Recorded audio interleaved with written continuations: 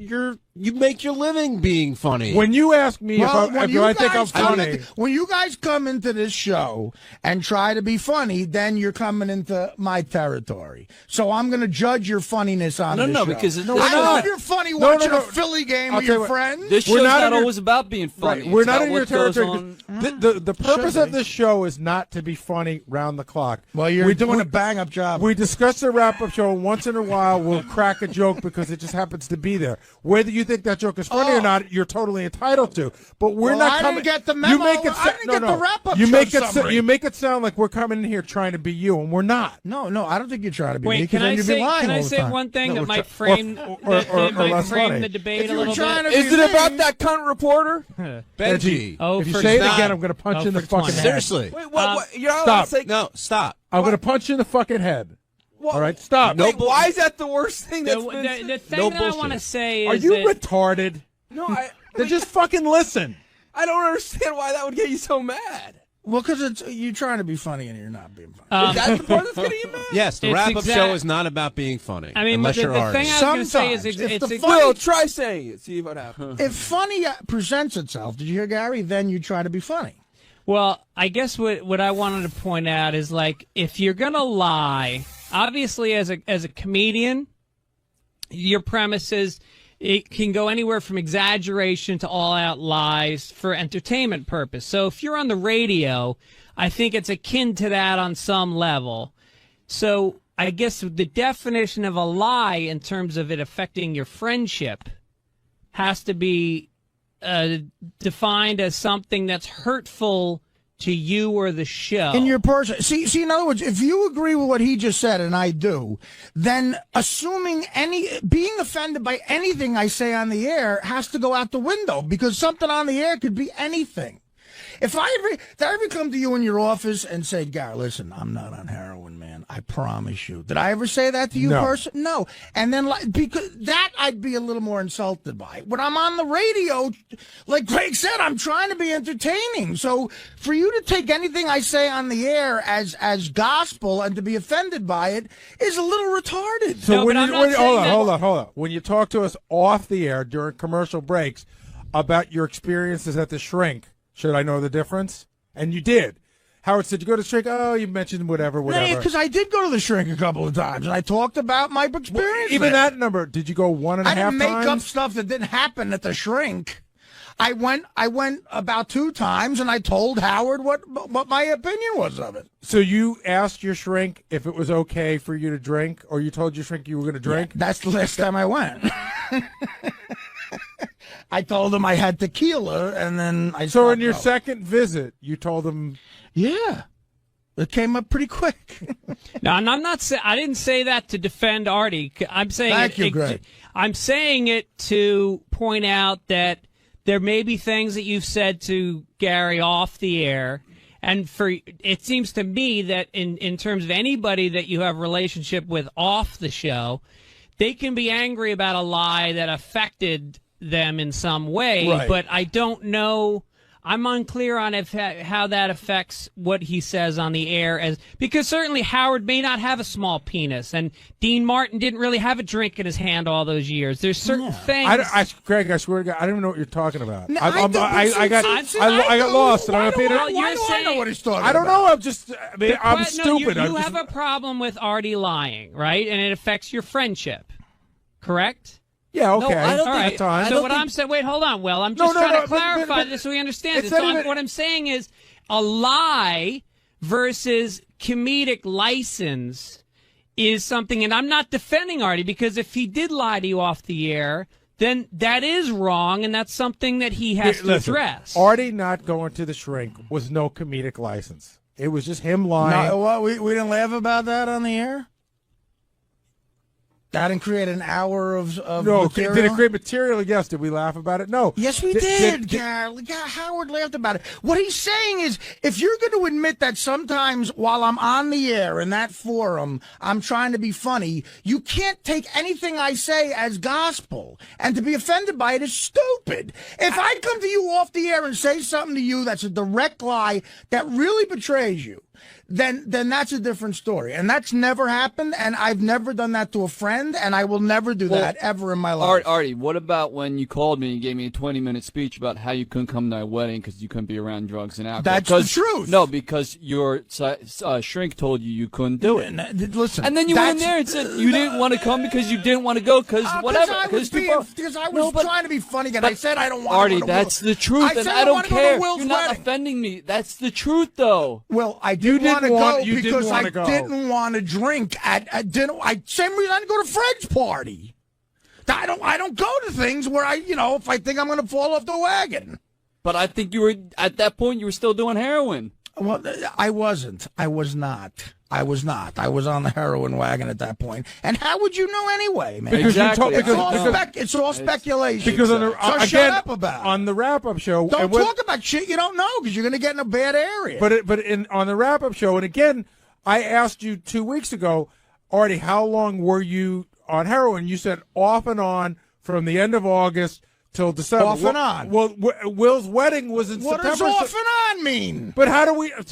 I don't know, man. But it could have. I said off and on. I didn't say constantly from August to December. So the second you got off of heroin was just happened to be the week that Will was getting married, where you didn't want to drink. It could have been. I got off heroin to go to Afghanistan. Somebody said earlier, Artie, about ultimately Gary should be mad at Howard, not at you, because Howard is the one who lets you. Howard runs the show. We all know that here. Okay, if Howard was mad at me, there'd be consequences for what I'm doing. He's not. So Gary should go to Howard and say, listen, Artie's been disrespecting the show, and I don't like that. And Howard then has to react to that. You're right, and Howard doesn't react to it. Okay, so what am I? What do you want me to do? So does that give you a license to basically do whatever you want to do? Yeah, until Howard tells me not to. The Greg Fitzsimmons school of, he's talented enough to do what he wants. That's not what I said. It's a sort of exactly what you said, Greg. No, what I said was what Artie said is true. Look, there's a guy who makes this personnel decisions here. There's no democracy. There's no real. There may be some input, but it's his decision.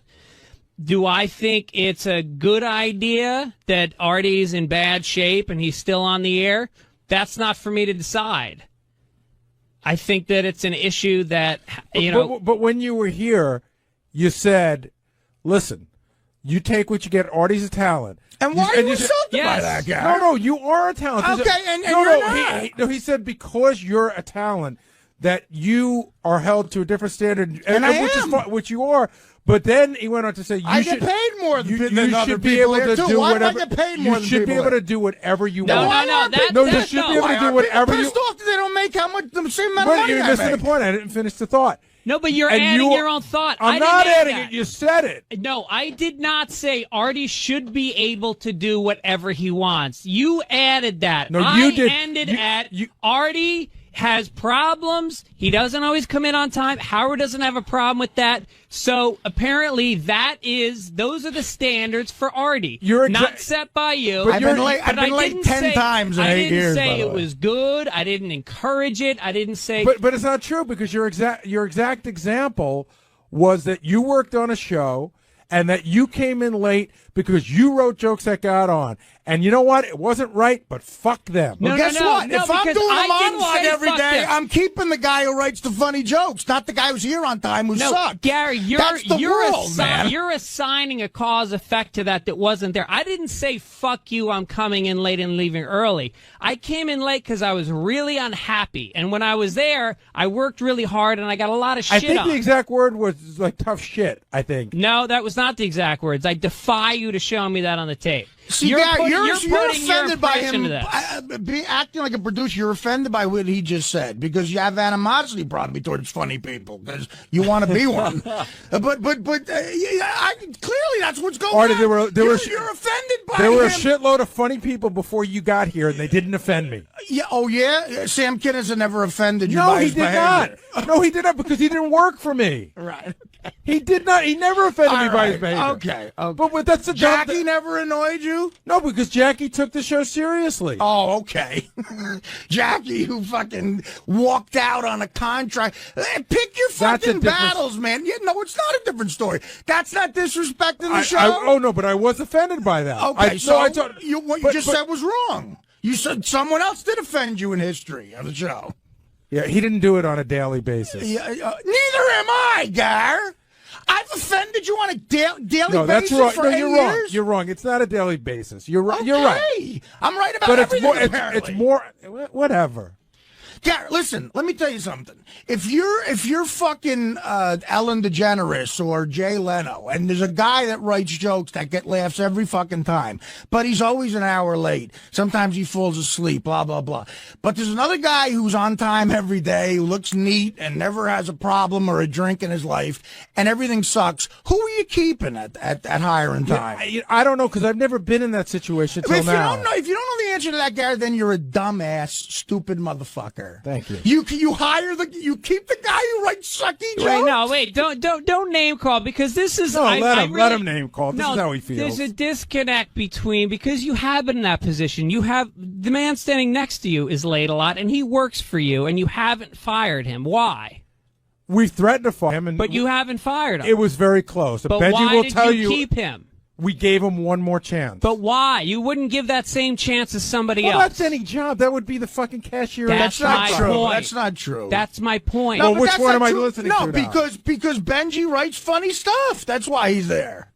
Of course, because we like the work that he does. Okay. But he was getting to a point where his work was good, but not good enough to put up with what was going on, and it was close. So let me get this And straight. Benji, just back me up. Was it close? Was that meeting?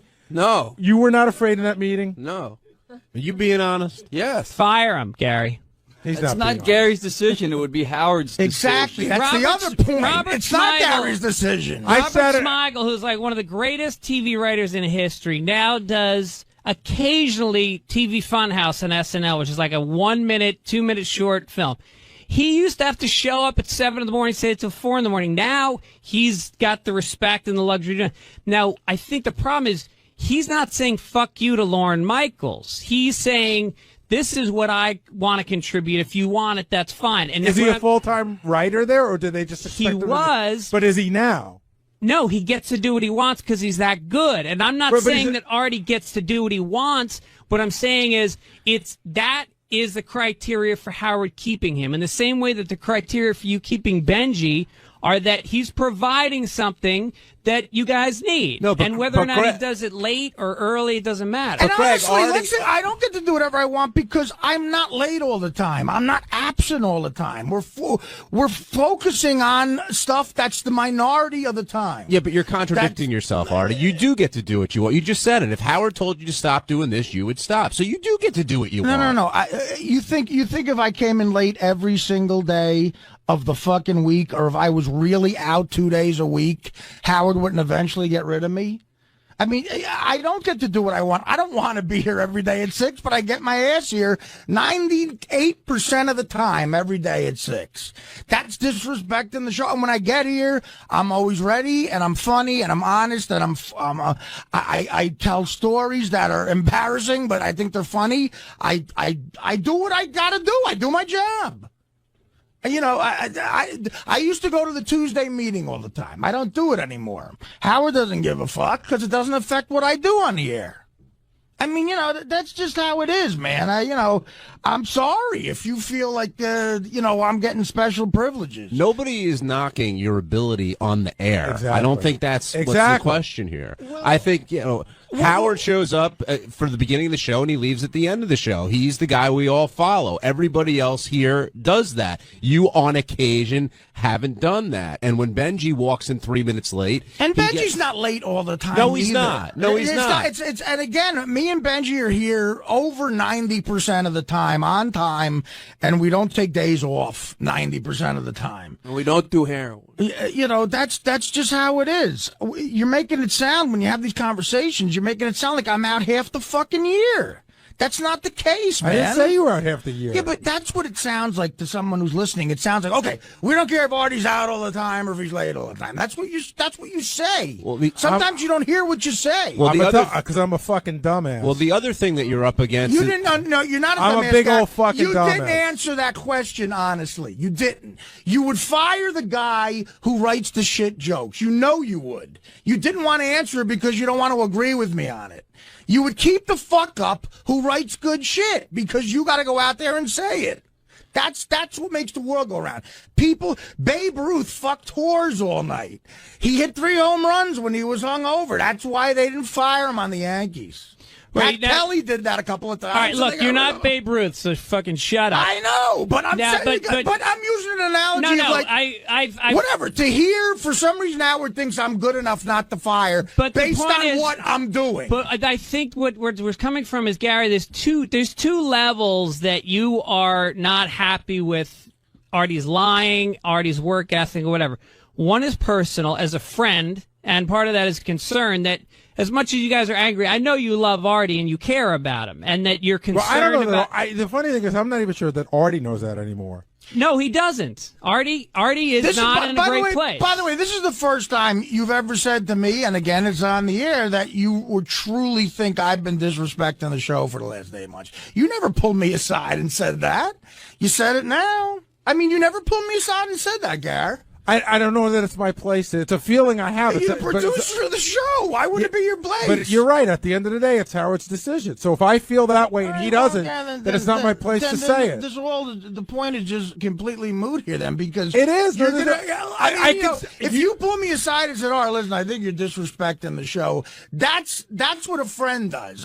You're saying it on the air now. Would you change, or would you say, "Hey, Howard doesn't give a shit"? I tell you what. Howard doesn't care. I tell you what. I would try to get it together. I really would, out of respect for you. But if push came to shove, and I woke up hungover one day or whatever, because it's not Howard saying it, I might go to the phone and say I'm not in.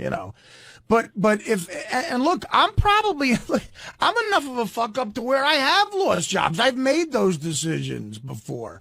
I'm very self-destructive. It's horrible. I wish I wasn't like that, but I am. I think you guys are so different in your lives that, Gary, you take it personally that he's not doing this to be hostile. He's fucking miserable. I mean, I've known Artie a long time. I could say, we talked about it backstage.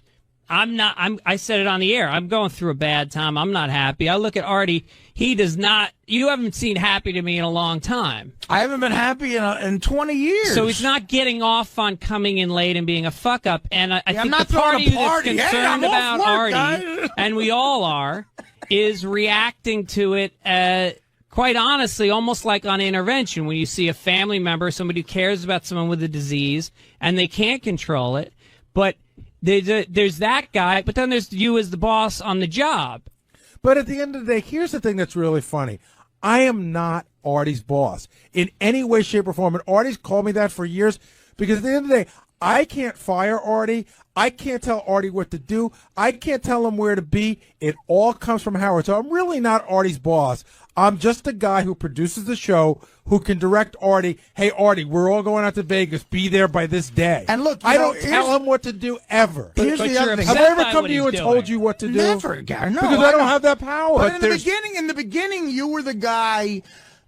The first guy, and I yearn for these times again because stuff has gotten so crazy in my life, professional and personal. But, the first couple of years I was on this show, when I first started doing the show, you were the guy who I talked to. You were the guy who called me and told me when I was going to be on.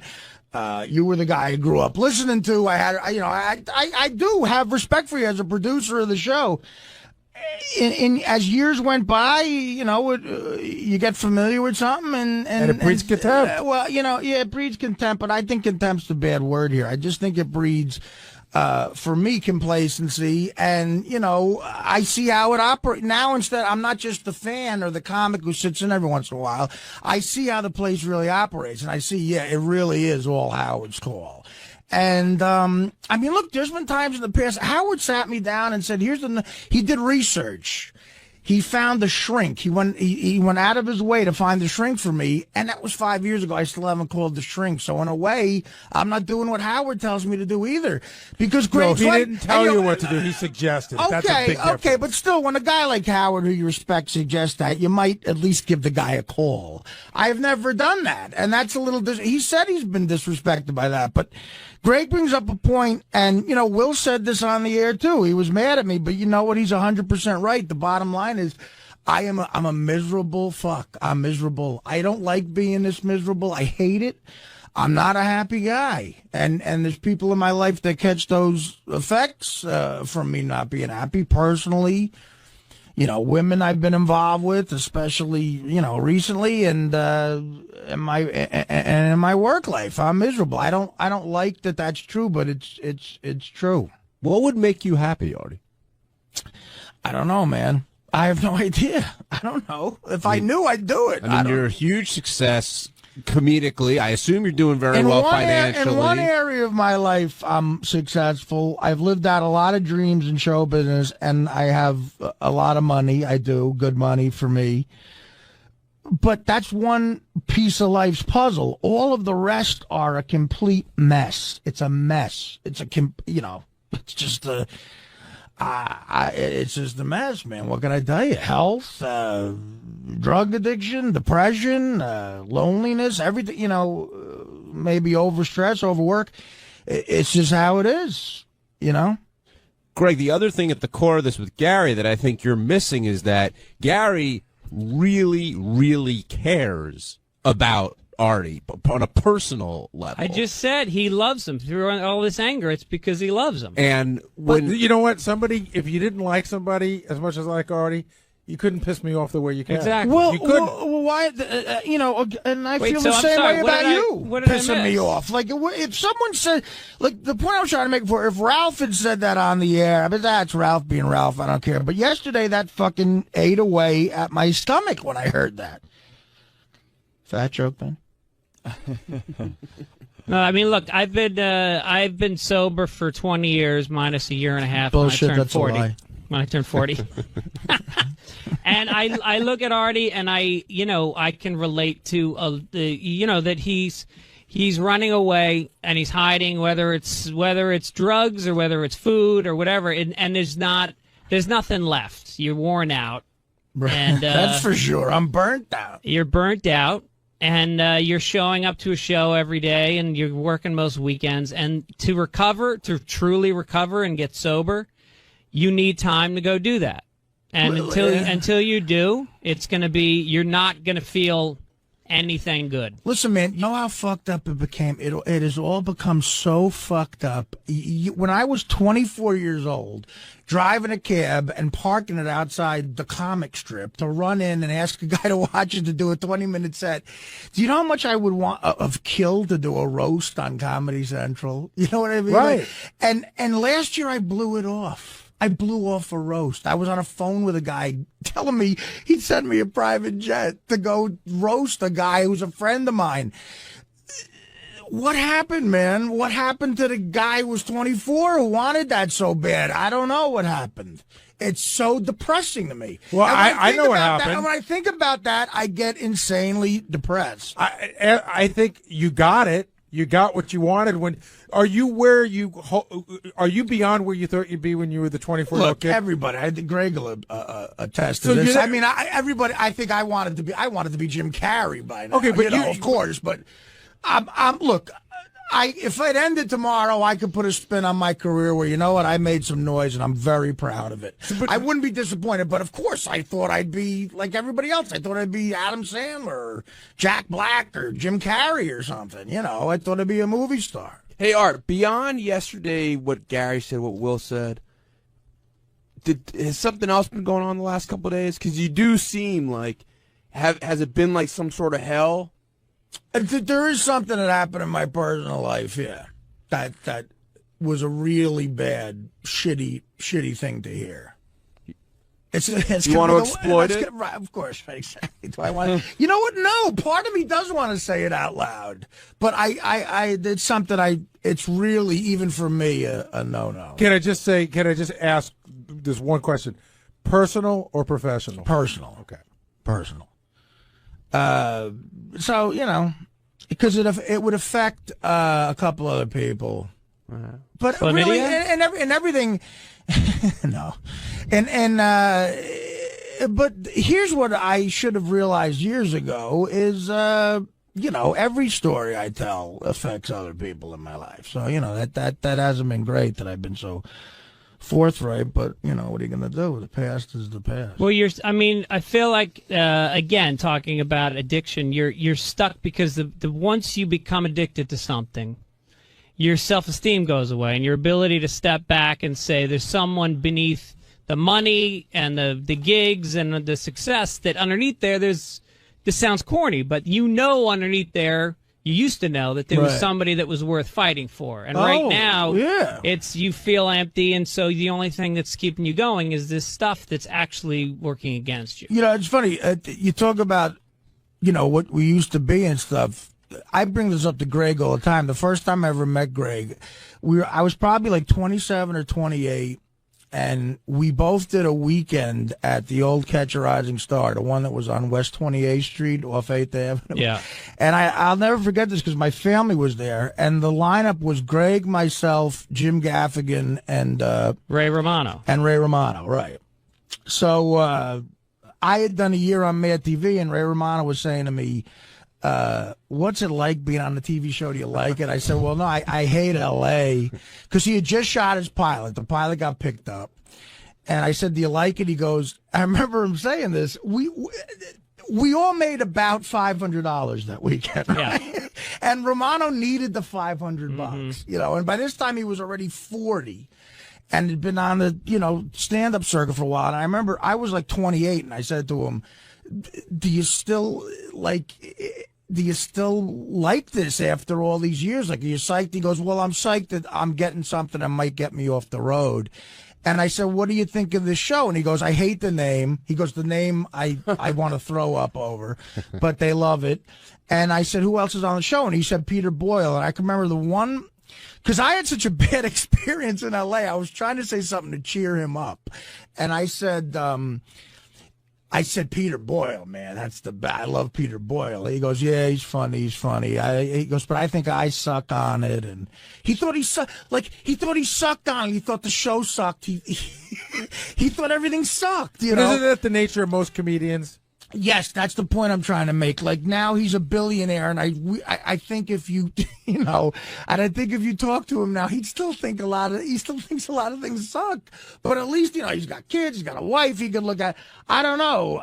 It's in our nature, maybe. I remember Greg felt the same way. Jim Gaffigan thought everything sucked. We were back there miserable. We were talking about Dave Attell today. Dave Attell's a miserable guy, person. but a great guy. I would tell the story. When Jackie worked on the show, I could tell you every excuse for the day of the year why Jackie would tell me why that weekend show was going to suck. Okay? Yeah, right. Memorial Day. Everybody's going to picnics. Nobody's going out. I'm fighting Thanksgiving traffic. Kids are back at school. March Madness. Every weekend. I'm in Syracuse and there's a big game. And Jackie would come back every weekend and be sold out. But he would tell me in advance every weekend why nobody was coming to the show. Yeah. Well, because your self-esteem is over-invested in what you do for a living. And it's like, literally, the definition of a persona is a mask. It's a person you present to the public, because inside you fucking hate that guy. And comedians become, as they get successful, they start internalizing this. We talked about you lying on the show. Well, are you projecting a character that's funny, or is this really you? And then when as a friend, Gary, you're seeing this projection, and then you're feeling somehow betrayed by him not really being that guy. But which is legitimate. I mean, if you care about somebody and they're telling you things that are ultimately, beneath your anger is your fear that Artie is something really bad will happen to him. Of course. More than the show. Yeah, but, and another thing, think about how fucked up you'd be psychologically, because this is most comedians. Most comedians like to pretend they hate everybody. They don't like anything. But inside, you crave people's fucking acceptance more than anything. But why else would you get up there and do what you do? But on the outside, you're portraying and putting off like, I hate this, But you could look at a guy in an audience and say, I hate that motherfucker. But you want him to laugh at you so much, and that creates such a conflict in your head. You don't know what the fuck you like anymore, and that and the stress of traveling and everything. I mean, you become a miserable bastard. And I always said I remember talking to Romano and saying, God, I hope I'm not that negative when I'm 40. Well, now I'm 41, and I've had some success, and I would beat him in any negativity contest. Ralph Sorella, you're on the wrap-up show. Hey, now? Hi, Ralph. A lot of love in the room. I just want to add to that. I lost my train of thought because now I'm just dying to hear what the thing Artie did a couple days ago that... It's not something I did, Ralph. It was something that... It's news I got about something. And... He's not going to deal with it. He doesn't want to talk about it. But it sounded like he almost was going to talk about it. No? I was. No, Come on, Artie. Honestly, no. I was never even close to I won't. talking about it. I won't. You know what, Ralph? I'll call you tonight, and you can tell Howard. I think you guys are getting... Every time Howard has a new shirt on, I think he knows something else about me because he saw Ralph today. Tuesday morning's usually a good time to I tip them off to something. No. And getting back to that thing, I explained that on the air with you and Gary and Iraq that I was goofing around with Howard, and he went and said something on the air, and that was not true. What you know what I mean? But you got in his head, Ralph. You did, and it affected absolutely. our friendship. It did. And I explained that on the wrap-up show to Gary, and I thought he sort of understood what I was saying, and you accepted that, Gary. I thought you understood that. I may have understood it, but I can't get it out of my head, and okay. I'm not sure, and I'm not even sure that I blame you for that. I'm sorry about that, and but Artie, is it really so hard for you to fathom why people don't take you at your word when, why do people have to sit and sort out with what's true and what's not with you? What might be drug-related, what might not, what you might be saying to protect somebody. It's not...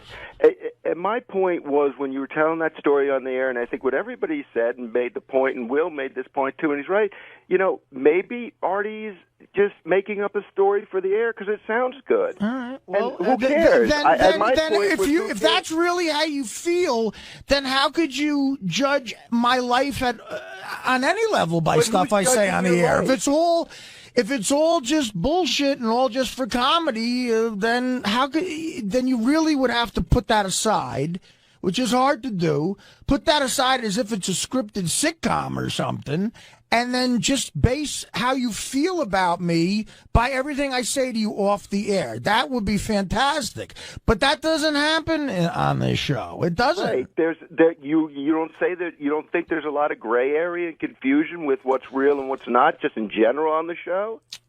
Yes, there is, which is why, how could you, again, I think there's a lot of gray with what goes on the show. So how could you make an opinion? How could you make a personal opinion based on anything? I think the consensus is people aren't sure based on a lot of other things, like when you're speaking the truth and when you're not. And like even Greg says, there's, you're taking artistic license with a story maybe. Your job is to tell stories and to be interesting and funny on the air. And, right. If you didn't have that cup of pee in your closet, if you did or whatever, I just said it doesn't matter because it's at the end of the day, it's a funny story. Right. Well, I think that, this is the longest running reality show in history. Well, and the supposed cameras are never show. off. That's the point. No, but I watched American Idol last night, which I haven't seen in years, and these chicks are fighting and screaming and crying, and I thought,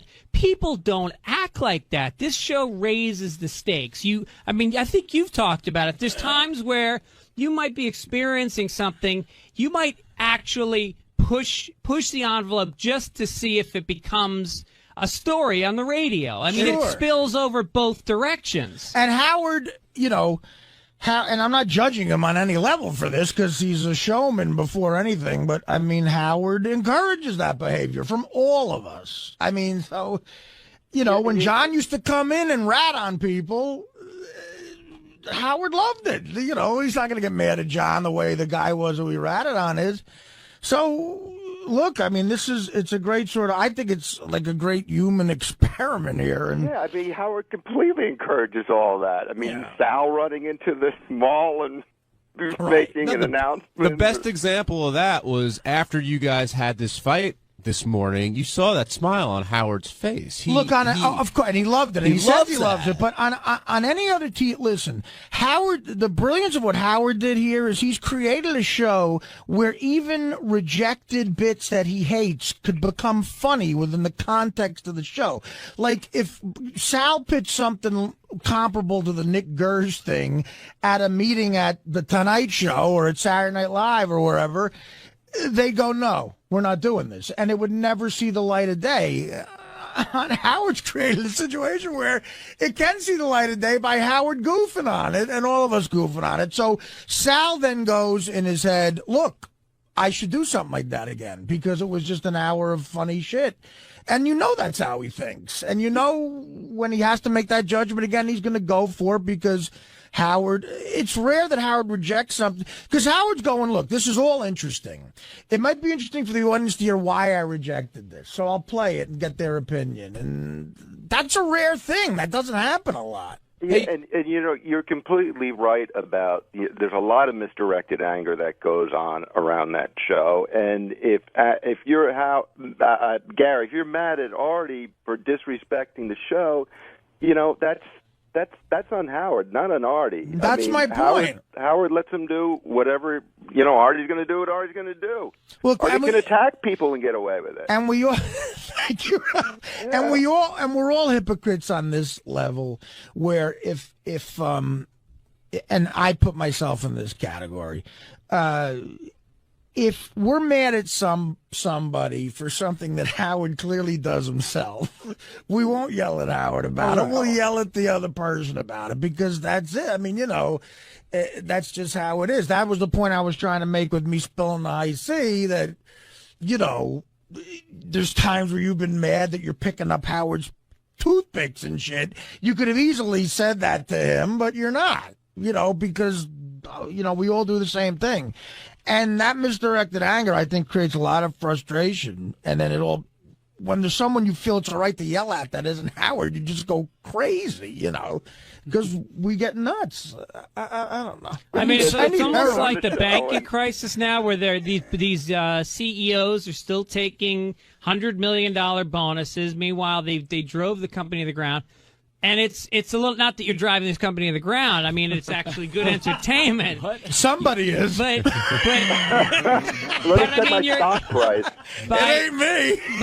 By Gary's definition and by anybody's definition, you're not, certainly there's not many jobs where you can admit to having drug use and whatever and keep your job. Right. Let me give you an example of what I just said, that we're all hypocrites. And this was me yesterday. And I might get shit from Howard about this, but I'm just going to say it because it's a great example of what I was just saying, and I'm at fault with it. When he was saying, who do we have in? And he said, oh, David Brenner. Yes. And Brenner's going, for years, David Brenner lied about his age. And we're all going, we all knew you were lying about your age. Gary's caps. Gary said, who told you I wear caps? Gary, everyone knows you wear caps. I felt like saying before Brenner came in, like, look, who didn't know Howard got a nose job? I mean, that's the most obvious nose job in the history. Jerry, look at his schnoz on some of those fucking Channel 9 shows. There's a hook in the fucking John Hine Master.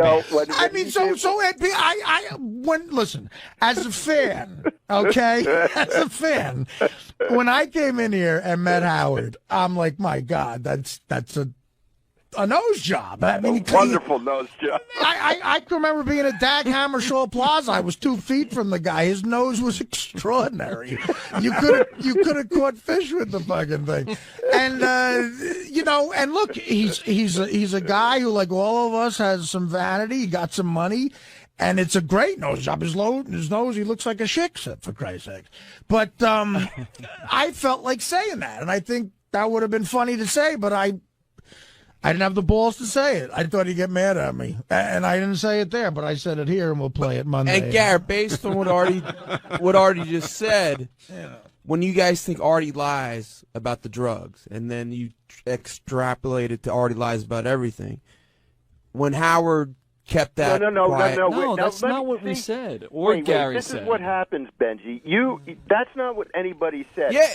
Nobody said Artie lies about everything. They said we're not sure what to believe, which is a huge difference. You said You said yesterday Artie has no credibility. No, but no. What happened said he has was low what happened was. credibility. This is a situation where Gary might have not realized. We just replayed it, and Gary said that exact. I thing. did, and it's not what I meant. What I meant was I didn't mean that Artie lies about everything, and that's what I got meant. mad at. But what I do mean is that everything that Artie says could be questioned. Right. Right, but Which is what different I than just the- said, doesn't mean what you're Artie lying just about brought it. up about the nose thing, Howard lied about that for years. Does that make you question everything he said? I know. You know what? That's an excellent point. Howard told us all. I've never had plastic surgery. This goes back to your example. And Robin was the best because when the revelations came out, she was like, "Your revelation is not that you had a fucking nose," because she knew. Of course, she knew. It's not just one lie. If Howard lied about the nose job and that was the end of it, that's one thing. If you then You don't ask think he lied Howard about anything else? Howard, did you get your face pulled back? And he said no repeatedly for 3 months, and then he comes out, you know what? I did He get my said face no pulled back. repeatedly for 7 years. About what? His plastic surgery. What nose job? That's what we're talking about. I'm talking Yeah, but about every time he came up, he got the anything in chin that shaved area. Yeah, I will for never 7 get years, married. For 7 I years. will never get Well, that wasn't a lie. That Well, was that wasn't a That's- lie. yeah, that- you can't throw That's that life, on. but for 7 years he told a direct lie. Why? Because it would have affected him in a negative way. You know how many phone callers in the 4 years I was at regular radio called and said, "You've had plastic surgery," and he went, "No." That's a lie. That's a lie that's helping yourself. You know? Artie, when he got that, my mom saw on my TV. My mom calls me, goes, "Howard got a nose job." That like a week later, I go, "No, I don't know what you're talking about." And I'm glad he did. He looks. You know what? He looks good. Howard has a look now that he developed. But quite frankly, of course, I need work. I need a few chins taken off. All right, well, now, if there's a consensus then that there is artistic license on this show and that everybody Howard lies to lying some about his degree. nose job is not All right, artistic license. But I mean, look, Lucy. That's a lie. Lucy pretends to have a mustache so she can be in the show. It's comedy. People lie. It becomes funny. Lucy didn't have a real mustache. No. See, the thing is, she wanted to. No, the Lucille point is, then, Who's Lucy? Gary, you have to look at Lucille Ball. look at your anger then and say, okay, what are the options for this anger then? It's not that, it's not that Artie is fucking up the show in your eyes. It's not that he's not working as hard as you, which leaves the options of you care about him a lot and you're so worried that you're actually getting angry because you can't control it, or you feel like it's bad for the radio show. No, it's not bad for the radio. Right, So then it's that's that you where care you're about. Not bad for the That's where radio. you're conflicted about it. You're like, do I let this guy who I really think is falling apart keep doing this because it's good for the show, or do I personally go and say, look, you got to go to rehab, which may not be as entertaining, but personally helps him. So that's got to be something you battle in your head all the time. I'll too. tell you right up front, and Howard will back me up on this. A year ago, if I were the one making the decision, I would have made you go to rehab. Right. And Howard has even said, when Howard says that I've had those conversations with him, they're not like, fuck Artie. They're like, I'm worried about Artie. Gar, I never thought they were like fuck Artie. No, but I know that, man. But I know. I've had probably a half a dozen times in the last year, I go, dude, I am really worried about Artie. I think he's in a bad fucking place, and maybe we should do something. Howard's like, do what? He comes to work when he's supposed to come to work. Why is it my place to tell him what to do? And you've never been angry at Artie that he's missed work. I mean, you've been concerned about it, and we speculated on the show, but there's no anger like, oh, he's at work, we're at work, and he's not. No, I know what you're saying, but I know, but what he said Right, before, it's not even- he said that you feel I disrespected the show. That to me indicates a little hostility. And look, you should have it. I'm not saying you're wrong for that.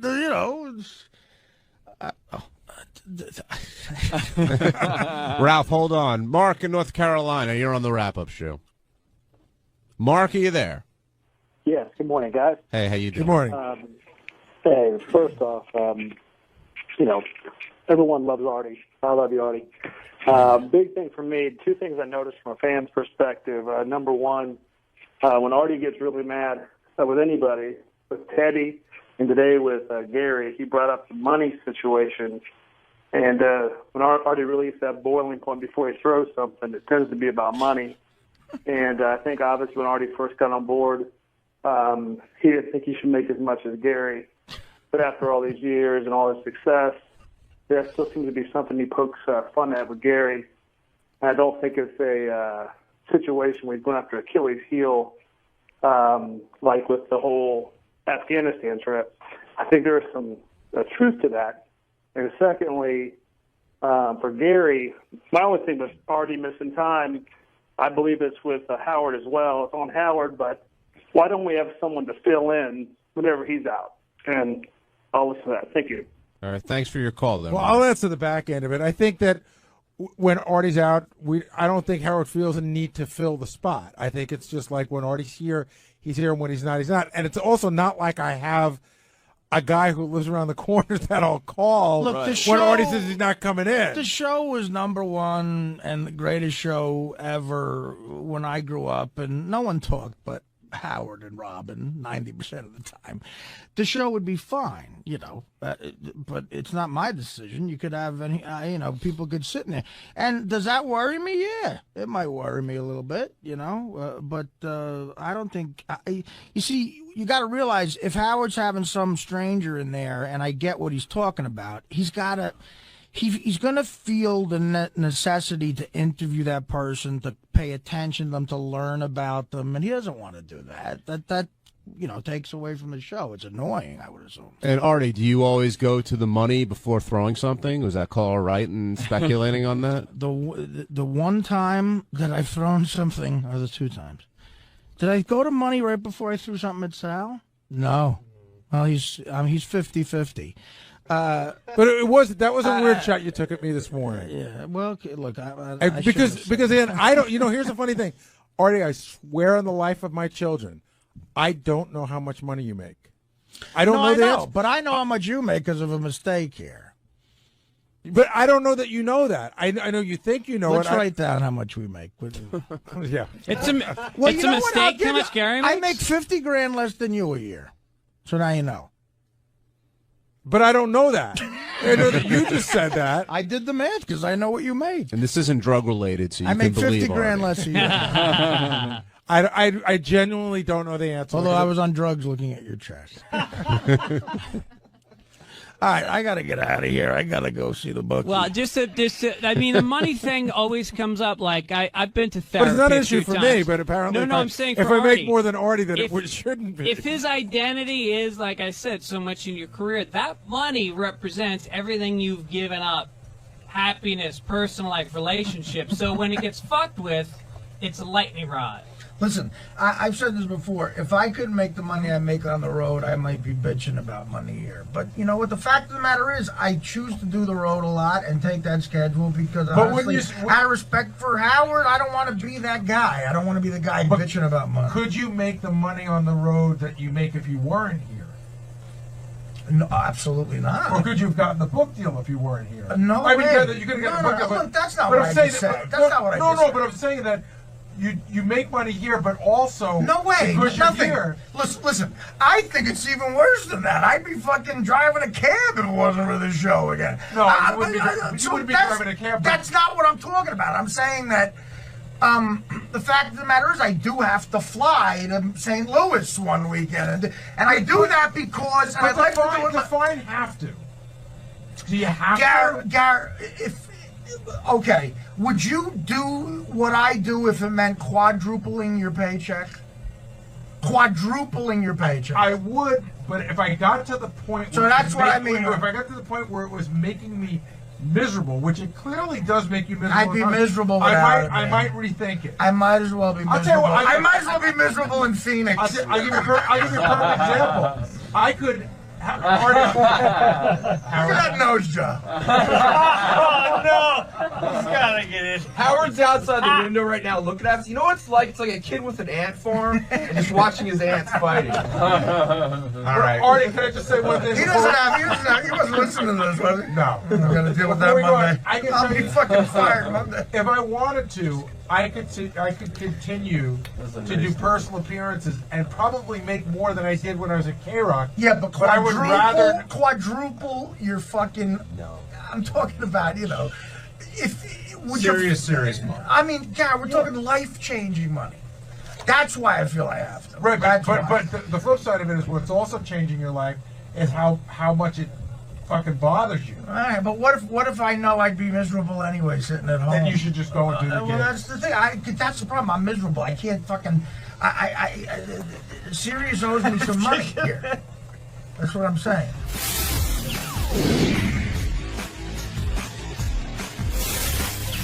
Do you feel any better after that conversation, Gary? I feel physically exhausted, and I felt that way after this morning. It's physically exhausting, even though it's only words.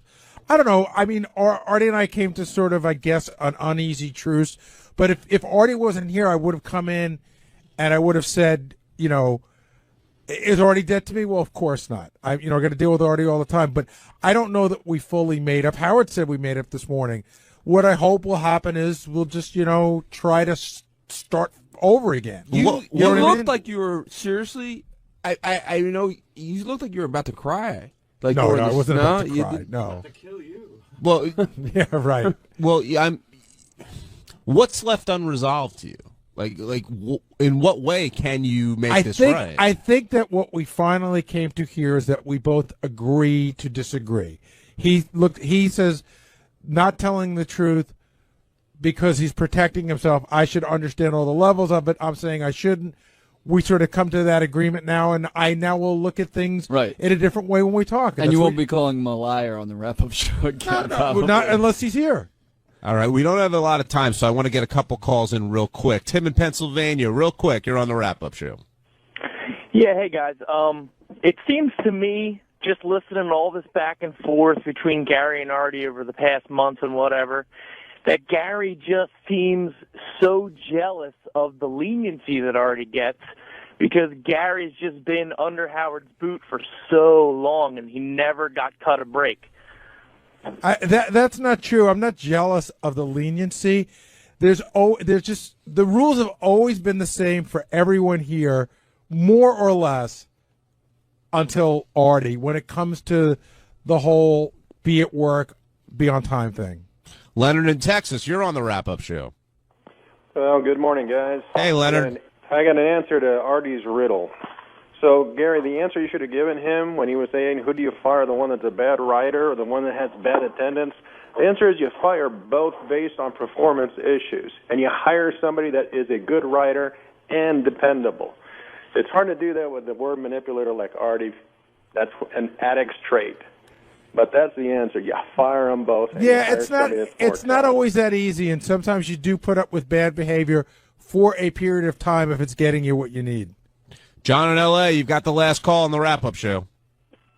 Yeah, I just want to say it was pretty shitty what Gary was warning Howard that Artie would turn on him. It just wasn't right for him to, say that. I think, Gary, you're just a big-lipped, giant-toothed, smelly 8-man motherfucker, you know what I mean?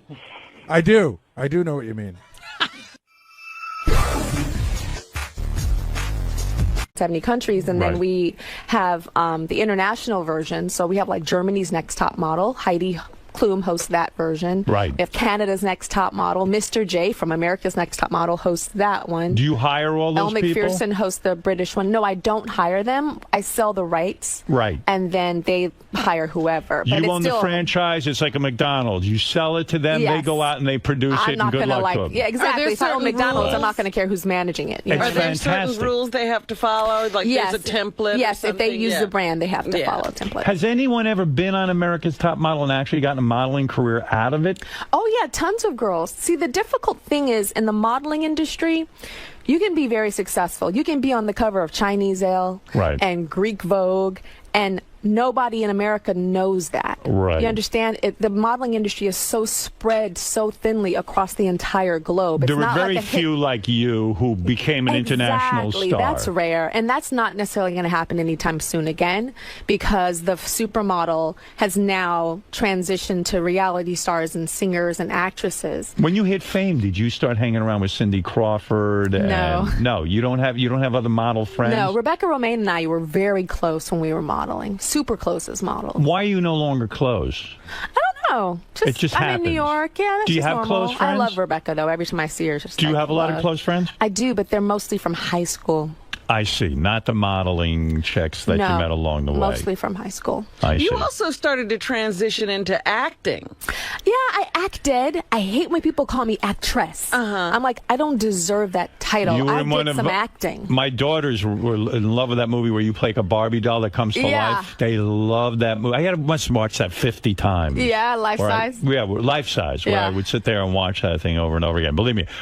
Listen, no offense. I could have beaten off to the thing. They're watching it as an innocent. You know what I'm saying? You're parading around in different outfits.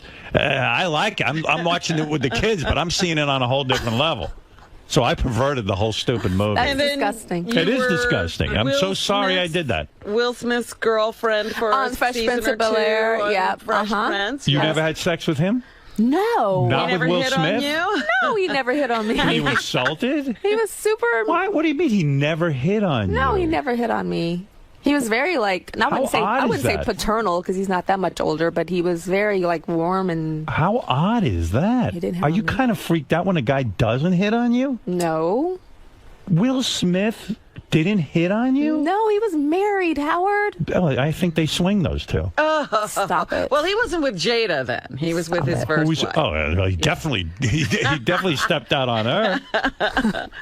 Wow, how insulting. No, he didn't. Yeah, what is your dating history? Did you ever date any famous guys? Yes, she did. Who'd she date? Give me the list. Well, I know John Singleton. That's what, the director? Yeah. And why'd you break up with him? What's wrong with him? Howard, I was 19. You were 19? Yes. Did he ask you to marry him? I don't know, Howard, no. Have guys proposed to you? Maybe. He hasn't, no. Have guys proposed to you? Are you unlucky in love? Is that it? Howard, not every woman wants to be married. If I wanted to be married, I'd be married. Have you been proposed to? Maybe I have, maybe I haven't. I'm thinking you haven't.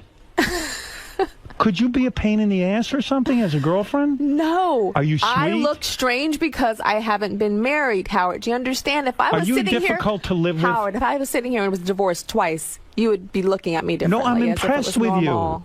But a guy's not asking you to marry them. This John Singleton character, did he treat you good? He was very sweet. Yes. Very nice. But was he abusive or something? No. No? Why would you say that? No. I don't know, I'm trying to get to something. I thought you knew something. No, not at all. Did he cheat on you? I don't think so. And he was a director, and you were this hot model, and you're going out, and he's banging you, and you're having fun? Was he your first? Did he take your virginity? Has anyone ever broke your heart?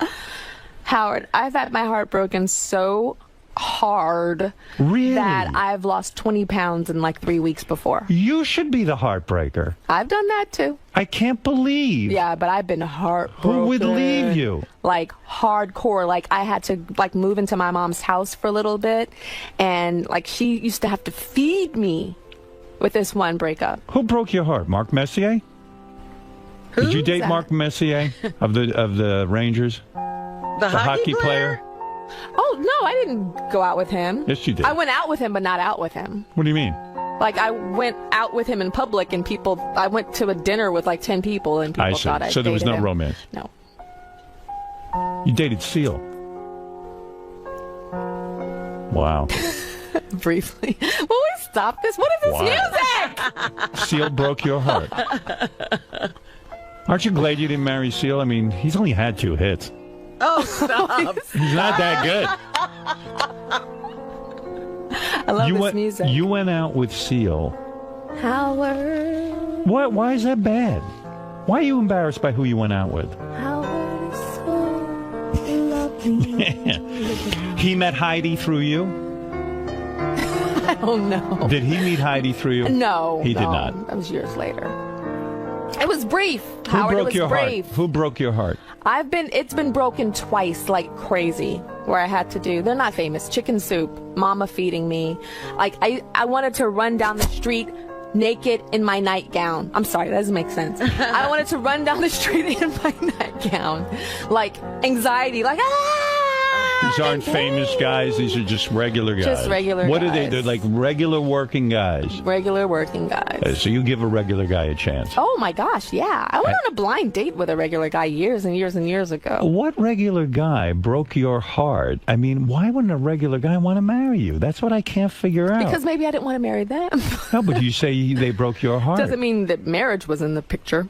But they broke up with you. Who would break up with you? I've been broken up with, Howard. Wow. Aren't you shocked by that? That like a regular guy is dating Tyra every Banks? woman has this they story. don't understand, yeah. There's no woman, I don't care how beautiful, how famous, how wealthy. Wow. They all have the same story. Well, maybe they're not easy to get along with. That's what I'm driving at. Maybe there's something about you. You seem pleasant.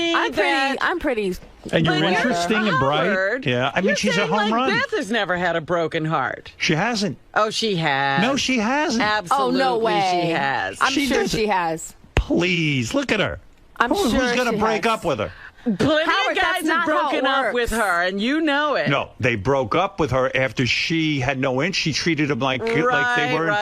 She didn't give them the time of day. This is a fantasy you have in your head, but there's no woman who hasn't had her heart broken. I agree, Robin. And Tyra's not getting proposed to left and right? Come I'm on. sure she has been. She probably didn't even notice half the approaches she gets. I'm like, why are you on your knee? What are you doing? Come on, let's stand up. Do you ever date white guys? I have. You have? Yes. Disappointing? No. Good guys. Yeah? Yeah. Not opposed to a white guy here and there? No. But you have to marry a black guy. You got to treat me right. Right. I don't care if you white, black. Oh, I'll Just treat you gotta be right. right. Oh, believe me. You'd be treated like a princess. Trust me. What is that? A book? That's my book. All right. Tyra wrote a book. Yeah. Now, did you write it or someone else wrote it? Howard, I wrote this book. By yourself? Not by myself. I have tons of people that have helped me. For instance, I wrote a section that deals with a professor, which I'll get into it in a second, or a teacher, and she's from what I call didgeridoo. And so she speaks with an Australian dialect. So I wrote the whole thing. Then I went to my friend's office that works at Harper's Bazaar, and I sat in her office for 2 hours and says, "Is this right? Is this right? Is this right?" Right. And You so, had someone you know what go I'm over saying? with you. So I had a lot of that. Did you write this book? Did you write this with a type or with a computer? Yes, with a computer. Do you type? Most of it in New York City. I type super fast with 2 fingers. You're a two-finger type. 2 fingers. I spent tons and tons of time in the New York Public Library at Stephen Schwarzman Building, the real beautiful big library. Yes. Months and months in there, and all across the world. Most people What is the book about? We don't Yes. even know what we're talking The book is called Model Land, and Model Land is a fantastic modeling academy on the top of a mountain in a town called 𝗦𝗫𝗿𝗍, and they build the world's most amazing models, and 7 models graduate each year, and the world is obsessed with these people. In other words, it's a school where they train women to be models. There you go. And they pick them out at birth, almost like what they do with chess players in Russia. No, they don't. They get discovered on a certain day called the Day of Discovery. I see. And then they get shipped off to this school. But Is it like Harry Potter for models? It's like America's Next Top Model with some magic. Sprinkle some Harry Potter, sprinkle some Hunger Games in there. I've heard Alice in Wonderland. I've heard Charlie and the Chocolate Factory from different critics. Has the book been reviewed? It has. Did you get good reviews? Oh my God, Howard! My first review was from Publishers Weekly, and it was amazing. So is that a big rush for you, more so than the TV, more than the modeling? I love creating like stories, right? So this girl 𝗪𝗍𝗍 was interesting. At the beginning of this interview, you were asking me about my modeling career and all the stuff that has happened to me. So I got discovered at 15 years old. 𝗪𝗍𝗍 gets discovered at 15 years old. So it's a lot about you. It's very similar. I mean, 𝗪𝗍𝗍 has one green eye. Look at that. Does 𝗪𝗍𝗍 ever have anal in the book? Oh, Howard, that was really awful. Why? Why is that awful? That's awful because she's 15. No, well, eventually she gets older. No, that's Oh, she stays 15 through the book? Yes. Well, then anal's out of the question. That is awful. Yes. Well, how do I know that? Are you still afraid of dolphins? 𝗪𝗍𝗍's never even kissed a boy. Is 𝗪𝗍𝗍 afraid of dolphins? 𝗪𝗍𝗍 is afraid of dolphins, yes. How are you afraid of dolphins? Does that freak you out? On your TV show, you were afraid of dolphins. No, I am afraid of dolphins.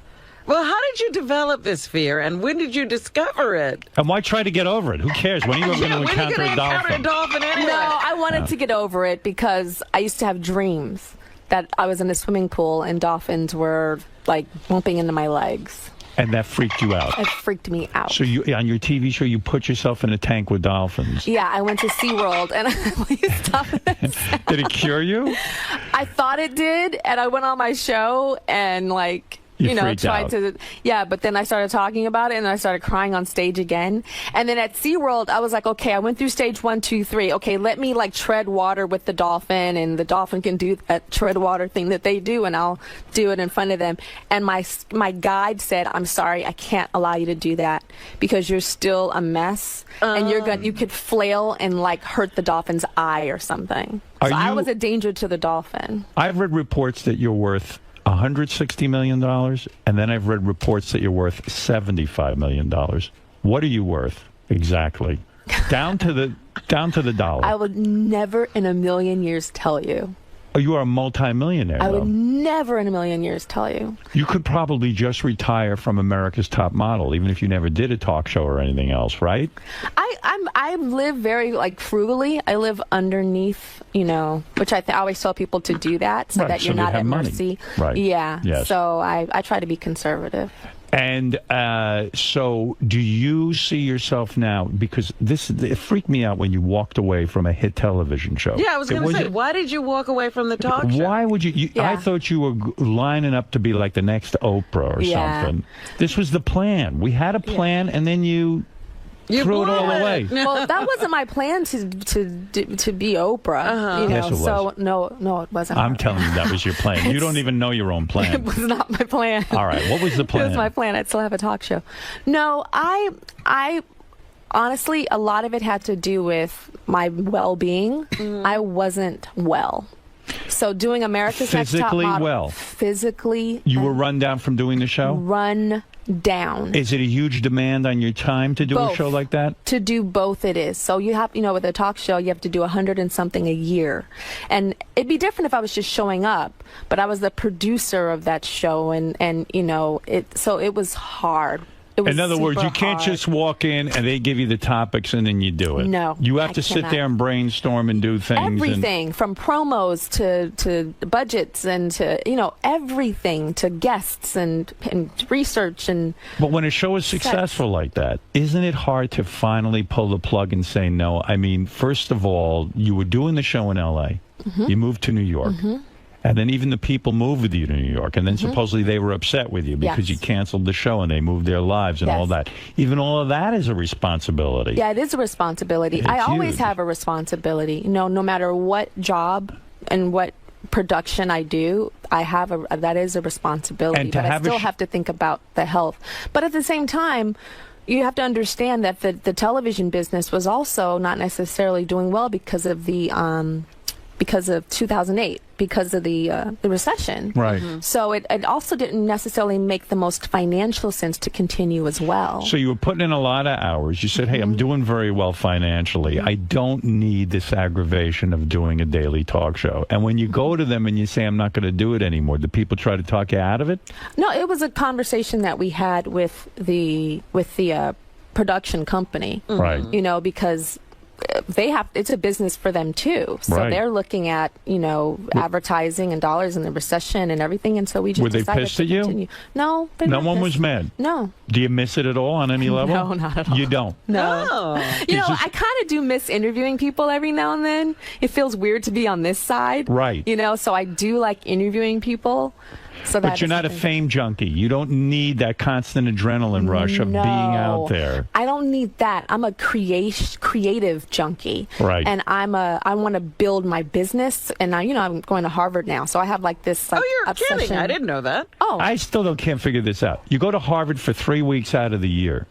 How do you get to go to Harvard for 3 weeks out of the year? And then what degree do you end up with? So it's like an executive business degree. Right. Yeah. And I graduate next year. And you live in the dorm for 3 weeks? Yep. Do you have a roommate? Nope. So we share a living room. We share a bathroom. I'm sorry, we don't share a bathroom. There's a girl you share a living room and bathroom with? Huh? You share a living room and bathroom with another girl? Not a bathroom, excuse me. We share a living room and like a dining room and a kitchen. And then you walk in and, oh, there's Tyra Banks as my roommate. Yeah. That's not freaky to somebody? That's not different? That's not sort of weird? It probably was weird in the beginning, but during the second terms and stuff, it hasn't been weird. And it's more than 3 weeks a year. I mean, and when you go to term class, I imagine the boys at Harvard like what they see. I mean, I imagine it caused quite a stir. I don't right? dress like this at What do you wear school. to class? I wear jeans. Would you ever wear a cheerleader outfit? Are you in the cheerleading team? Yes, I wear a Harvard cheerleading outfit. You would never Howard. wear a Come on. cheerleading outfit to class Come to show on. your professor? You know what? I should do that. Why not? I should do that. Maybe they wouldn't cold call on me. All right, so your life now, you gave up the talk show. You Yeah. said, is your health better now? Much. Right. And I'm still super stressed. I mean, writing this book, Howard, I had a lot of stress. Like, I broke out in this, like, crazy pimples. I had a little bit of alopecia. You know what that is? Like, Sure. little hair loss. It was like the size of, like, a quarter on the side of my head because of the stress of this book. Does your boyfriend start to look at you differently when you get the pimples and alopecia? And you go, hey, wait, I'm supposed to be with Tyra Banks. What the hell is this? I What got is this pimples thing? and fucking hair falling out of her head. I'm out of here. He didn't abandon you during that Not time? at all. I see. Very supportive. Does your boyfriend know your net worth? Did you ever discuss it with him? With John? We're open. You are open about it? You say, listen, John, I'm worth $160 million. Shut the fuck up. You might be a banker, but I got all the bank I need. Do you ever say to him, look, this is what I'm worth? You sat him down? No. Do you know his net worth? Howard, I'm not Do you know your boyfriend's net worth? I'm not talking about his finances. Tell me if you know I'm the his net public worth. figure. He's not. Do you know he's public? No, he's I not. see him with you. He's public around me. Do you know his net worth? I'm not going to talk about that. I got to tell you, Robin, if Tyra doesn't... the way he talks about your guy, he loves him. I know he loves him. He loves him. If it doesn't work out with Tyra You're and John... setting me right up. That's what you've always said. This is the guy you're waiting for. Successful. He says to me one day, he goes, Robin, I met the guy. I heard that. Yeah. I know. That you should be with. And Yeah. I'm like, who's this? Tyra's boyfriend. Robin has right of Robin, are first you refusal. single? I am single. Oh my God! She's You want me to single. hook you up with somebody? Absolutely. What do Oh, you yeah. like? What do I like? You like chocolate, vanilla? She I likes like me. everything. Like I everything. like a good person. I'll tell you what she Yes. likes. She likes John. I know exactly what she likes. But this Someone John, like John, apparently. he's 6'5". He walks around straight. He's 6'7". He doesn't even hunch over like At me. 6'7", he doesn't. He's 6'7". Huh? Huh? You're totally in love with this guy. I cannot believe I'm talking about him What this much he with you. must- You know, the only reason why I'm Why talking won't you about him ta- this you know, much I is don't because I've been understand into that. your house. Yeah, but I don't understand celebrities being embarrassed about the relationship that they're in. I'm in a relationship. I crow about it. I go, I'm in love. I Oh, no, love I'm this not woman. embarrassed. No, what it is so when you are dating a famous person, Right. I feel like it's a little bit more public. Okay. Not, it's public domain. Right. But, when you don't, it's up to me, it's a little bit more private. Does a guy have to jump through hoops for you? In other words, when John started dating you, did he have to date you for a month before he could even kiss you? Or I'm not going to talk about that. Yes, you are. No. Oh, you're absolutely going to talk about it. No, I'm not. So did he have to wait like a month or a week to kiss you? And how long before he gets into your pants? I mean, I would imagine I'd have to work a girl like you forever. This is so funny. This Howard in front of me is so different I than know. the You Howard met at his this house guy in the at his Hamptons house, that have to break a and bunch you're like, of This is- I don't This is want to the talk Howard. to this guy. This was the Howard that was in front of you, but I kept it under control. Now he's locked. I feel he's like unleashed. now I am in a house full of white lacquer and black That's right, and you leopard. need to make that sign. Tyra Banks' novel, Model Land, is in stores tomorrow. Yes. And don't miss Tyra on America's Next Top Model, premiering this Wednesday night at 9 o'clock on the CW. Totally. It's all stars. Oh, so these Does are Adrian girls who are Curry coming come back? Adrian does not. No. We don't want winners to come back. When you're running a show like that, it's a lot of headaches, too. Janice Dickinson proved to be a nightmare for you. True. I mean, I think she's nuts. I enjoy having her on the show because sometimes she is a wild woman. Yeah, but that was painful to you, right? I mean, you had to fire her. No, there's no firing. There isn't? No. There's Doesn't she still sort of? There's is she- that seat is a supermodel, like a Rotating seat. That seat was at what do you call it? A supermodel that had more experience than I did. Right. So no, there wasn't firing. What was it? She was the first season, right? She was about 4 seasons, and then we had Twiggy and we've had Paulina. So So you had her for 4 seasons, but she started to say terrible things about you in the press. She was biting the hand that feeds her. I mean, you were good to her. Did you ever sit there and pull the hair out of your head and go, what did I do to this woman? I mean, I gave her a job.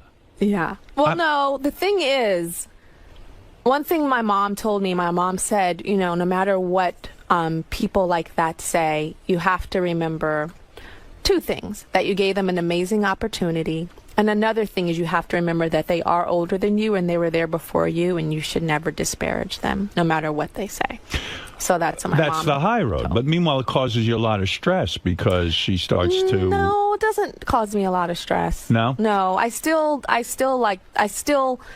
have to acknowledge the fact that I hired her.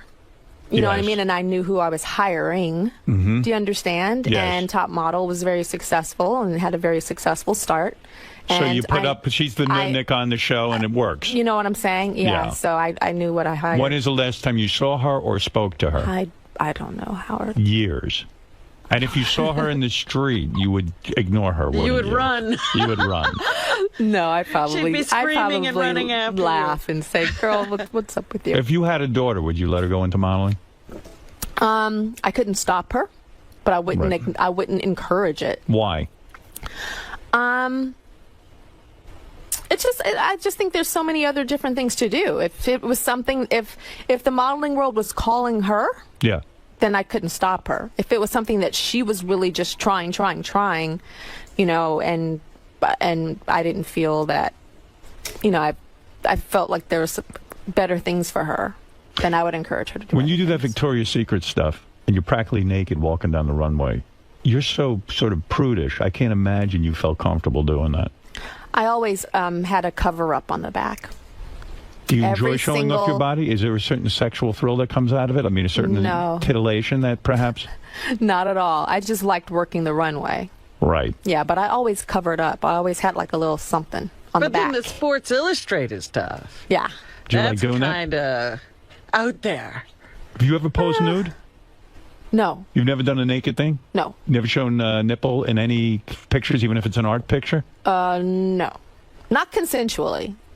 When I said the Sports Illustrated it might be something out there, it was very sexy. Yes. That was a side of you. Sports Illustrated is very sexy. Yeah. I used to joke and say that I know how to act sexy for a photo, but it's not as natural in person for me.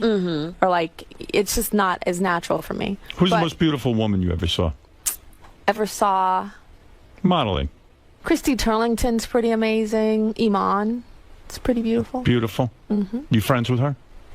Iman? Yeah. No, not friends, but she's has that kind of a mentor type of thing. You ever hang out with her and Bowie? No. Have you seen him? Is he fat? That's what we Is Bowie fat? Someone told me he will not leave his apartment because he's fat. Oh, that come was a rumor. on. I'm not kidding. Ridiculous. No, I'm being serious. He won't tour or anything because he's fat. That's ridiculous. What do you know about that? You don't know anything about that. Crazy ass rumors. You lost a lot of weight, didn't you? Not recently. Years ago, I did. You look thin to me. I do? Yeah, you look good. Oh, I don't. I think I've gained a little, though. If Janice Dickinson was drowning, would you throw water on her? Or would you help her out? Or would you throw her a life preserver? I'd do more than throw her a life preserver. Are you a religious person? I would definitely make sure she survived. Huh? Are you religious? No. You weren't raised in the church? Oh, I was raised in the church, but I don't necessarily go to church all the time. But John and I, we go to church a couple times a month. He goes to church all the time. I go to church a couple times a month. You believe in God? Of course. What do you mean, of course? I mean, yes. You mean you're definite that there's a God up there? I think so. You think you're going to die and we're going to go to heaven? And we're all going to hang out? I don't know if you're going to be up there. I'm trying to find out. You know what? The Howard in the Hamptons will go. He'll go. He's going to heaven. He's going to heaven. This what one do we today do with is this not. one is friggin' burning, man. What do we do with this one? All right, let's go to a couple of callers. First of all, we're here to celebrate Tyra's novel, Modelland. It's in stores tomorrow. She's very excited about it. She wrote it herself. You know, yeah, okay, some people commented, but she wrote it. She wrote it. Her idea. Don't miss Tyra on America's Next Top Model. Premieres this Wednesday night at 9 o'clock on the CW. How many years has that been on? A long time This is cycle 17 that's starting. So cut that in half. Tyra will be signing copies. Ooh, Tyra will be signing copies of her book Wednesday night at 7 o'clock at the Barnes & Noble on the 3rd Street Promenade in Santa Monica. What are you going to wear to that? Oh, something really saucy. Oh, yeah? Why not? Let's hear. What are you going to wear? I don't know. I think I'm going to wear, like, some, like, pants. And, Pants? Wear something like this. Shows off your curves. I'm going to wear something that shows off curves, but it's going to be pants. No, guys don't want to see pants. Because I'm not doing just normal signings. I'm, like, doing these kind of, like... symposiums with people. So wear I don't a want to dress. just go hi. I'm talking on stage and it's interactive with the Wear audience. this and wear those heels, and people will come. How? And I'm going to be talking to young girls. So what? For additional signing dates and locations, go to modellandbook.com. King of All Blacks, you're on the air. Go ahead. Real quick for Tyra. We're running out of time. She's got an important life. Go ahead, King. Yeah. I just wanted to tell you, like, I love all women. I love black women. But what happens is when they get powerful and they get money, they get stubborn and they're kind of hard to get along with. Is that right? I'm glad Tyra, you're telling us that. Are you powerful and stubborn? And hard to get along with. I'm not hard to get along with, King of All Blacks. Well, that's like Beyonce, like, you know what I'm saying? Like, you could tell, like, Jay-Z said, like, she said, now you could get me pregnant, so he got her pregnant. Oh. She calls the shots in that relationship, right? Yeah, you could tell. I don't even think so. King of All Blacks, are you just intimidated by strength? No. Yeah, well, I don't like a strong woman anyway. I like them kind of weak. He doesn't. Exactly. Yeah. That sounds He's a like weird that's guy. what that's He's coming into from. he gets married. You're a foot fetishist. Oh God! Yeah. When you said when you said you wouldn't let Howard see your feet, I'm sitting in the sleeper going, damn. Jim, real quick, go ahead. Tyra, do you use a vibrator or just your fingers when you Tyra, do you ever use... Now, you're giving him the cutoff side. You don't believe in a vibrator? Robin uses a vibrator. Here we go. What have I got to do with anything? I thought that meant she uses her fingers. Oh, stop it. Let's go to... I don't know. Gary, is that you? Yeah, it's me. Okay. Hey, I just want to say to Tyra, I'm probably one of the most straightest guys you'll ever meet, and my wife has got me hooked to America's Top Model. I don't know hide the hair of fashion, but I just like the challenges you guys do on the show, and I just think it's a great show. Now, a follow-up question is... So a straight man can... That's not a question. A straight man can like America's Next Top Model. Exactly. And the straight men always say, my wife likes it, and I watch it with her. I should be watching that show this season. You should totally watch I will it this watch season. it. I'm going to get into it. I asked you to be a photographer this season, and you said no. Well, yeah. But you're getting into photography. Do you want to do it this new season? We're about to start a new season. No, I'm not that good. Believe I can me. hold your hand through this. You don't want me doing that. Trust me. I'm a pain in the ass. What is it, Gary? She has to go soon. Tyra has to go? Yeah. All right. My follow-up question is, what kind of girl is she in the bedroom? I think she's a crazy, crazy girl. Tyra's very conservative, I think. Tyra, answer the question. I'm not answering that damn question. All right, listen, Tyra. Oh, High Pitch Eric wants to say hello. Oh, Let him dear. say it. Yes. Go ahead, High Pitch. Tyra, how are you? Hi, High Pitched Eric. Listen, I love you very much, and I want to know, do you have a boyfriend? If not, I would love to go out with you. You're at the hottest. Would you ever date a High Pitch Eric? Aren't you lucky that you're already taken? That's right. Is the dating scene the worst, though, Tyra? Seriously. Are you glad you're in a relationship? Yeah, dating's not fun. It's not. Why is it not fun? But you know what's not fun is wondering, is he going to call? Does he like me? Da-da-da. Does he really have a girlfriend? And he says he doesn't have a girl. It's just all that stuff is just awful. It's more comfortable to be in a relationship so. and you feel like someone has your back. I and think you feel, so. Right. All It's that true. dating crap. Yeah, I want Robin out of that dating scene. I really want her hooked up. I really need you to work on that because I'm not getting anywhere. I tried to set her up. She didn't want anything to do with it. Tyra's Model Land is in stores tomorrow. It's a big deal for her. She wrote a book. It's a very satisfying thing to write a book, I imagine. And the book is, there's fantasy in here. The supermodels have superpowers. Are you hoping to get this made into a movie? Is that what the plan is? I've already been offered a movie when I was writing it, and I said no. I held off. Why would you say no? Because I didn't want to focus on writing and thinking about a movie. I didn't want some producer saying, make sure you add this, make sure you add this. I just wanted to tell the story. I see. Yeah. And I don't think you and Beth are boring. We will be calling you guys to have another What did you think? exciting Did you dinner. think they dropped you? You do think we dropped you? Yeah, I thought we were dumped, maybe. Really? Yeah, but we get dumped by everyone. You really thought Well, how does it happen? What do you mean by that? I mean, what are you expecting? People don't enjoy us as a couple, I don't think. Well, what no, do you we think? did. We enjoy you a lot. You You do? invited A lot, them. a lot. And you had dinner, and you went out a couple of times, I guess, or something. Yeah, we went out again, too. Yeah, and then nothing? Yeah, most people are like but that you with never us, though. really invited us again. Well, we've invited you a bunch of times. You haven't been just around. coffee. You haven't been around. I think you probably had like bigger parties and stuff. I tend to be a little antisocial. I Yeah, and prefer that's more the other intimate. thing I hear. Yeah, so, Yeah. listen, she's got rules, and everybody's got rules. I mean, I don't know what to tell you. You don't know the I don't want to rules. offend anybody. You know what I mean? I don't know. We're just having some people over. Tara doesn't like God, people. She doesn't want people. She has rules. Yeah. So? But, no, we'll invite you again. Yes. No, but we've known other celebrity couples that dump us.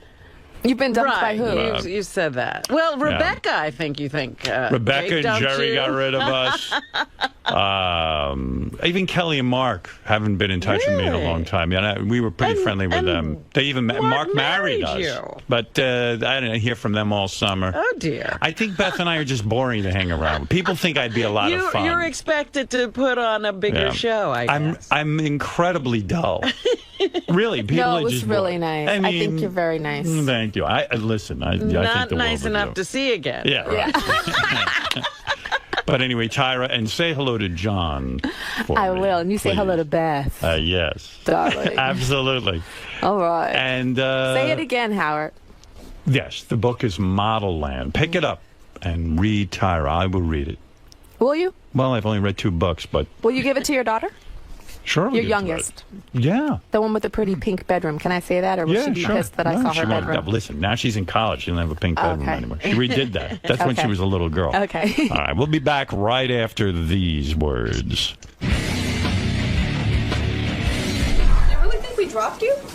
No. Oh, okay. I didn't think that at all. In fact, I mean, no, not at all. Honestly. That's not the case. Oh my God, you are tall. I Yeah, don't but I'm even not. remember how wearing tall 20 you I'm not as are. tall as I am. Oh, it's the shoes. Yeah, it's the shoes. Look, Look, see you. look.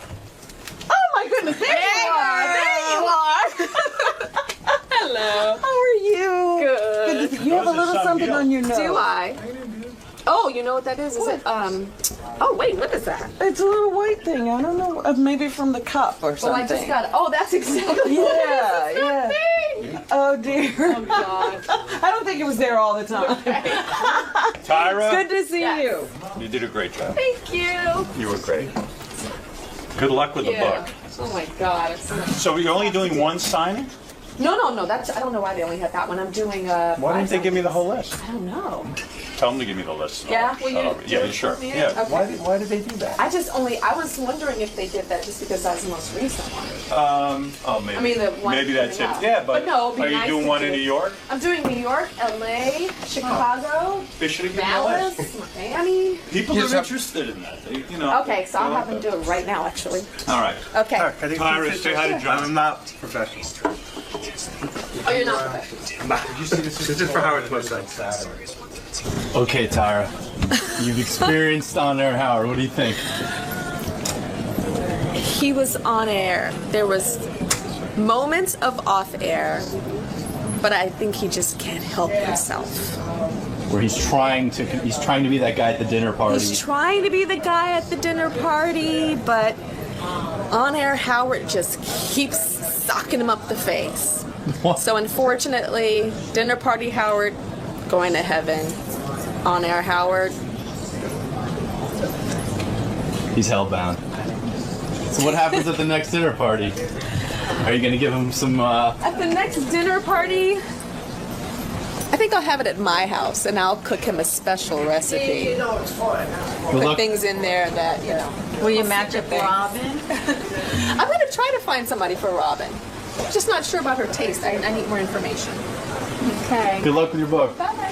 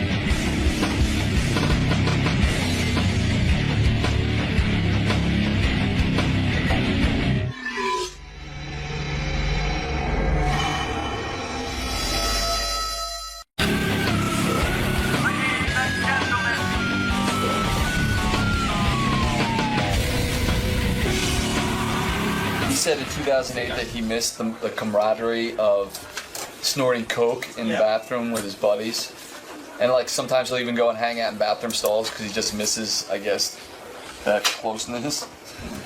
The whole Napster thing, we never got into him with that. They were like leading the lawsuit for musicians against Napster, and he says he never really imagined that backlash was going to be so strong to that. They resisted putting their catalog on iTunes in 2006. I'm always curious why that was. He says, you know, they almost broke up, but performing with the Rolling Stones brought them together because everybody else was out. He says he thinks James Hetfield is homophobic in 2001, and he thinks that means that's a sign you're not comfortable with your sexuality. Him and Kirk Hammett used to like tongue kiss on stage just to fuck with people. Hetfield also said in the same Playboy interview that he didn't think Lars was a great drummer.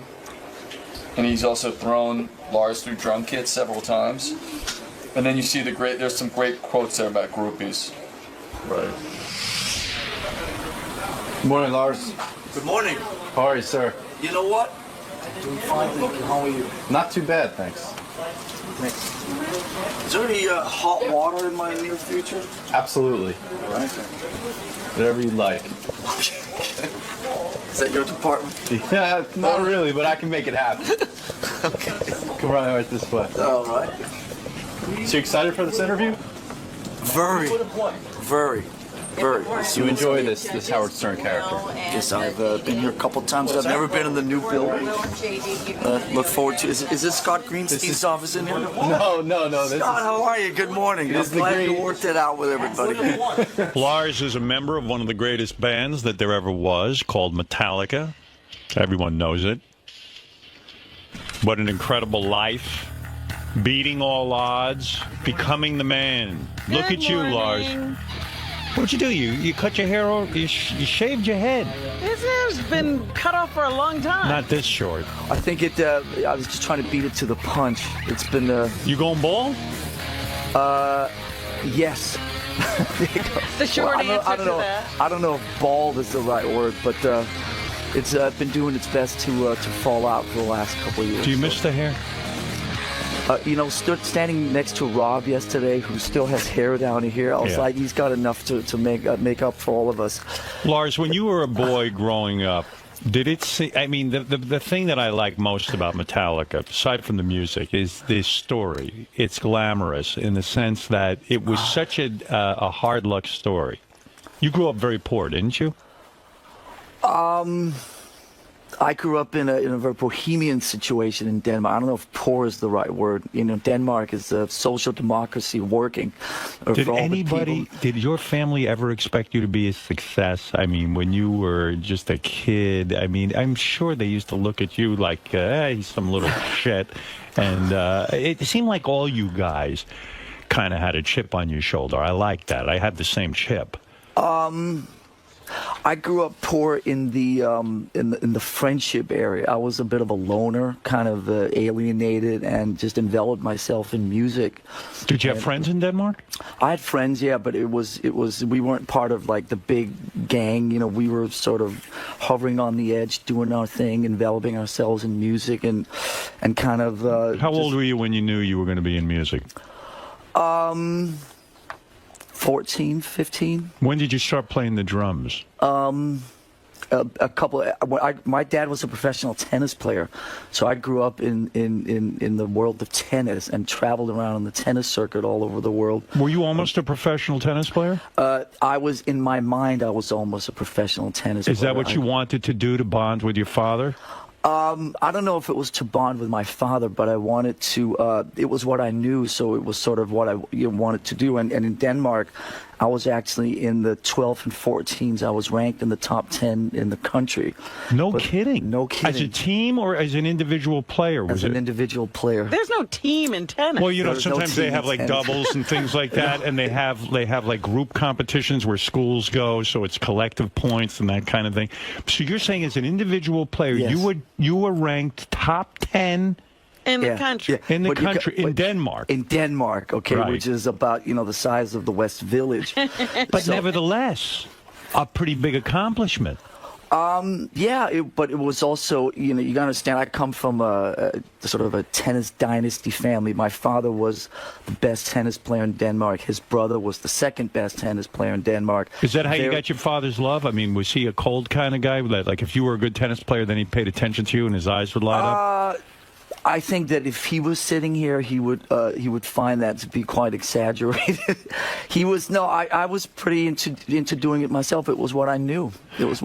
And so your entire childhood was devoted to more toward tennis than to learning the drums. Tennis was kind of my day job. Music was my passion, and it was the same thing with my father. My father loved music. There was a lot of music around the household when I was growing up. He actually, in his spare time from playing tennis, wrote about music for Danish newspapers. Did your father ever say to you, listen, if you want to be a great tennis player, knock off the music passion and get passionate about tennis? No. No pressure that way? No.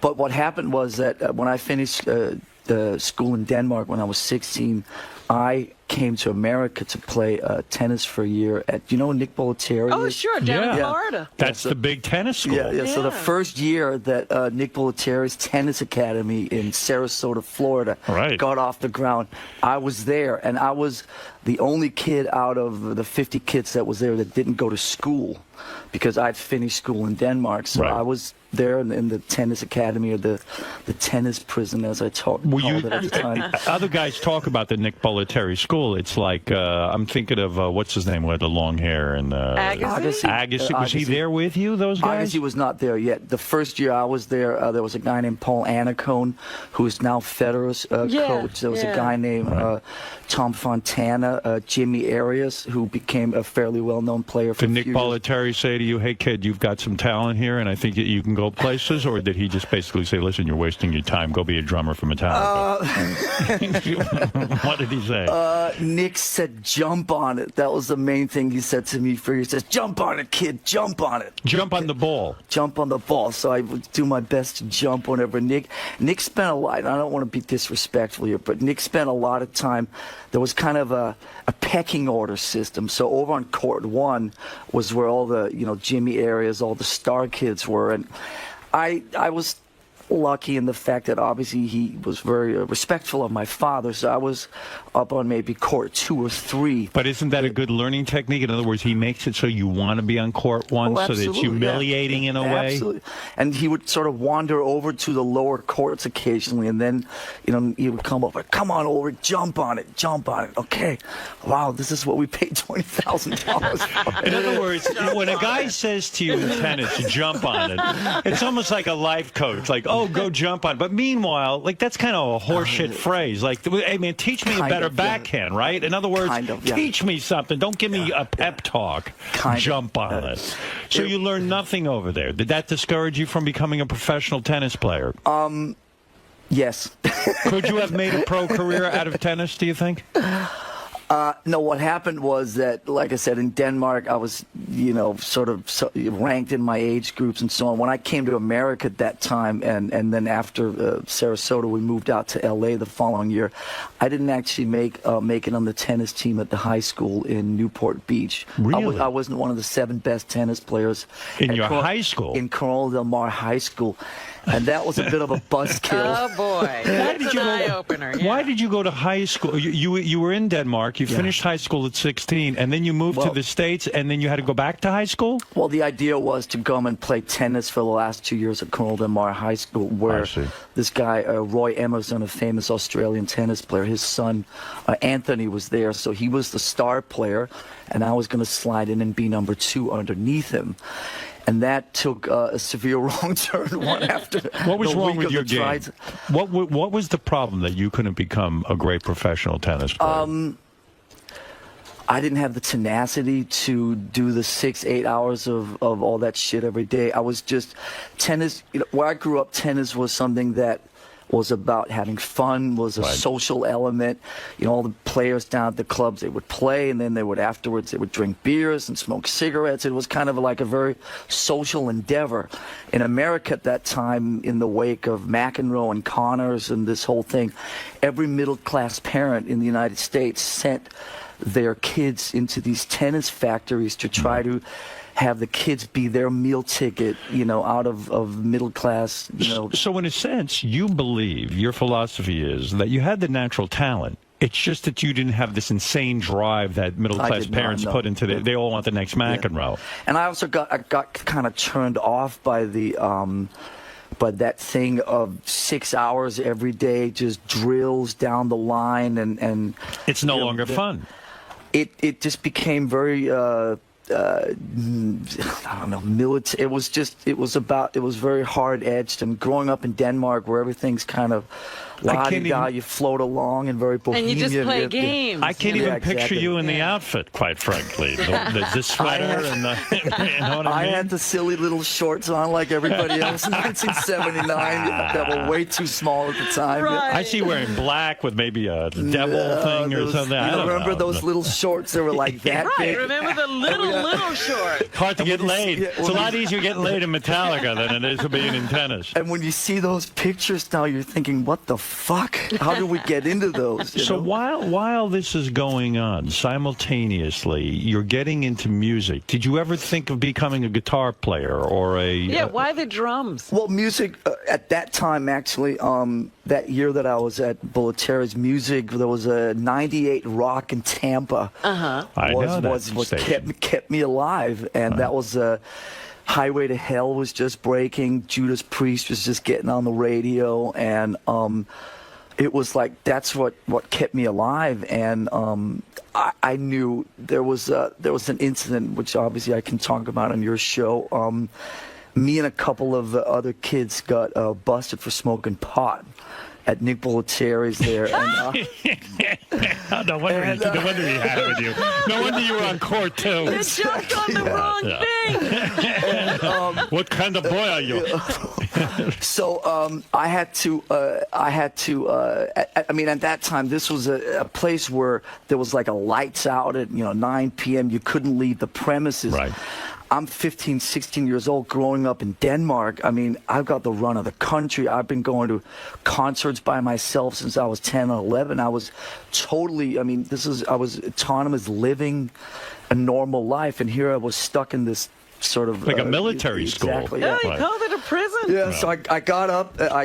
We had to get up in front of the whole academy and talk about the evils of pot smoking. And you were a shy guy, weren't you? Because you were antisocial, sort of. You're not the type that had a lot of friends. It was not the easiest thing I had done at that time, but it was also public speaking. It was so foreign to me, the whole thing, that you could actually get reprimanded for these things. We've been slightly dipping into the endeavors of, checking out some hash in Denmark and so on at the time. So the whole thing was kind of, it was frightening that you would actually get, punished for So this. what was so Lars, what was the speech that you gave to the voluntary tennis crew? Could you give it to us now? Did you explain to them that marijuana was very bad and that it could lead to terrible I think things? you could help some people even now. I mean, what a nightmare. I have been bad. I've been disrespectful. I've been breaking the laws. Is that what you said? I don't remember. I think How that long was your somehow, I think somehow I just sort of smiled my way through it and said what they expected me to say. It was nudge, nudge, wink, wink. This is really bad. Do you think some of the... Listen, every band has their animosity. I think you guys just happen to put it on film. But when bands, because it's so difficult to stay together for a long time, and you guys managed that, do you think James's problem with you is that James sees you as a guy who was privileged because you got to play tennis and you got to go to the 𝗦𝗵cie𝗄𝗿𝗱 tennis school? And his story is like, complete, loserville. No one expected anything from him. Maybe he's jealous of your upbringing. When we first met in Newport Beach in the summer of 1981, I had never met anybody in my life who was that shy. I mean, this is a guy who could barely, say the word hello. Right. I certainly couldn't look you in the eye. And when my parents, who were very welcoming and embracive and, come in and sit down and have dinner, I mean, he couldn't deal with any of that stuff. Antisocial. And I, at that time, obviously didn't know, about Christian Science and all the stuff that he'd been dealing with for years and the loss of his mother and so on. But, we were just polar opposites, but we bonded over music and we knew that we had that common dynamic music, but we were from two different planets. Two different worlds. Yeah, two different worlds. And it was, at that time... and yet your passion is equally intense. Oh, absolutely, and absolutely. the same, really you love the same kind of music. Yeah, I mean, it's same that's band. that's what brought us together. But right. I think that initially he might have been a little jealous over the somewhat functioning family structure that I had going. Sure. I was the only guy in those circles that didn't hate my parents. I didn't rebel against my parents. I'd been, they were very embracive. They would, serve us drinks, and I'd smoke pot with my parents. You would smoke pot with your parents? Don't say that. Cool. Isn't that weird? Was that a little weird? No, because coming from where I came from in Denmark, it was not weird at all. But the point is that James was jealous of your relationship because he didn't have that. Exactly. He was antisocial. He can't even, function sometimes. It's like, maybe he was a little bit envious. Yes, I think that's an understatement. Yeah. So when you're a tennis guy, okay, and you're and you're doing this thing, when do you start to actually physically buy a drum set and start to play it? In Denmark, I had been down on the ground in front of my grandma begging. I was maybe about 12. 12 years old. It was like drums was supposed to, be sort of my escape away from the discipline of tennis. So I started kind of playing when I was 12, 13. Now, a lot of parents will say to a kid when they ask for drums, screw you, I don't want to hear that racket in my head. I asked my parents if I could play drums, and my mother said point blank, you will play the clarinet because those drums, I don't want to hear you pounding on those drums all day. I understand her point. I don't want to hear that either. It's mean, but that's the way life goes. You realize how different your life would have been if you had my mother? Do you think anything could have stopped you from playing the drums? I believe my mother held me back. I was pretty driven. As literally in the space of a week, when I didn't make the tennis team at Cornell Del Mar High School, I knew that music was my calling, and I just set all my sights on making that happen. Is 12 years old too late to start playing drums in a sense? Don't kids have to start like when they're 5? I was self-taught. I actually had to go back after we put our first record out. Before Ride the Lightning, I took drum lessons for about 6 months because there were some basic rudiments that I didn't even know. You taught yourself drums? Yeah, in the beginning, yes. Before the first couple of years of the band, I did it all myself, yeah. That's pretty incredible. I mean, look at the success you are. And you mean you'd go downstairs, put on a record, and sit there and play along with the records? Yes. Yeah. Where would you do this? In your basement? In my room. In your room? Yeah. You had the drum set. You'd sit there and pound away to what records? Beatles records or something? At that time, when I first got the drum kit, it was more Deep Purple, Black Sabbath, Richie Blackmore's Rainbow, Thin Lizzy, that type of stuff. Did anybody think of lessons for you? Did anyone? Your parents? No. They're so busy with that pot. They were doing the whole tennis thing. Tennis and pot. Tennis and pot. You will not play drums. So wait a second. We are smoking a pot now. So this is a thing where you decide, I want to be a drummer. You're 12 years old. You're playing these drums. I decided I wanted to be a drummer after I didn't make the tennis team in Corona Del Mar High School. That was the big decision. That was the calling. You know, when the whole tennis thing it deflated in front of my eyes in the space of a week, literally. Then I knew that music was going to be my calling, absolutely. How does one get to be a really good drummer? Did you practice 6-7 hours a day? I played, pretty much all day. Played along the records. I mean, I certainly would. The responsible side of me would say, you know, if I could do it all over again, taking a year or two of real basic rudimentary lessons. You know, you've heard the word paradiddle and doubles and just double drum. Sitting and learning all that shit on a snare drum and all that type of stuff. That was the stuff that I had to go back and learn after Kill 'Em All came out. You know. Wow. And when James said to you, I guess this was when a low point in the band, he went in Playboy and said, Lars is not a good drummer. Now this is the guy who is your everything. You are in a band together. Why did he attack you? And I'll ask you this question for one reason. This Keith Richards book makes me insane.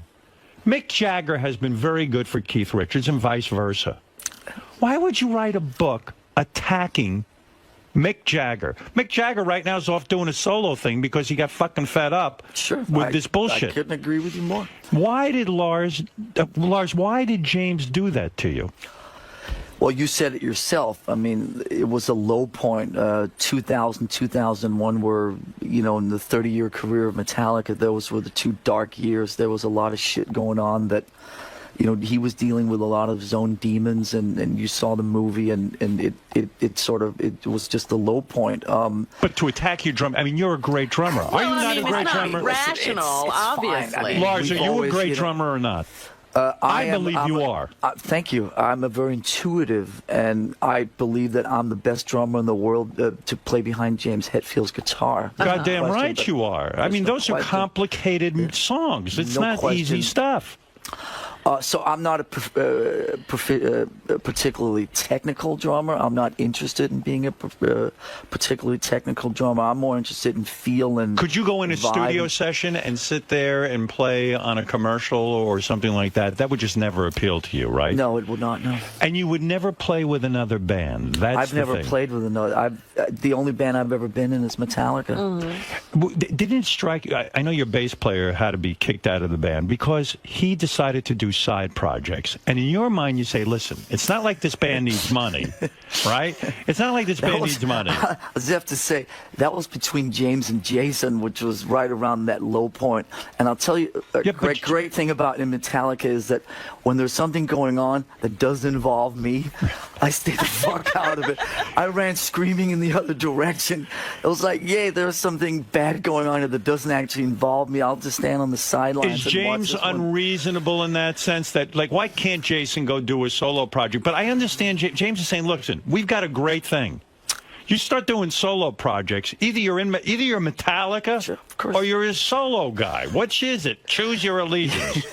Or is that too extreme in your opinion? No, James was James's whole thing at that time was that, you know, he wanted that kind of what's the word, loyalty, and he wanted that kind of dedication, and to stray from outside of Metallica was to show weakness. So his whole thing was kind of we ended up doing some therapy, as you're well aware of, and that whole thing was sort of like you suffocate people through love. But his whole thing was he loved Metallica so much, he loved Jason, he loved everything, that nobody was allowed to breathe outside of Metallica. And I think, fair enough, from Jason's point, he was not involved in the creative side of Metallica. He had no voice in Metallica, so he needed a creative outlet somewhere. So since he couldn't do it in Metallica, he ended up going elsewhere, and then James wouldn't let him do that. And did you go to James and say, James, aren't you being a little rough on Jason? I stood on the sidelines. He said, I'm not talking about like me a fucking today. pussy. No. Are you afraid? Are you afraid of James? No. At that time, I mean, like you were saying, just things were really fucked up in the band. It was a really rough year.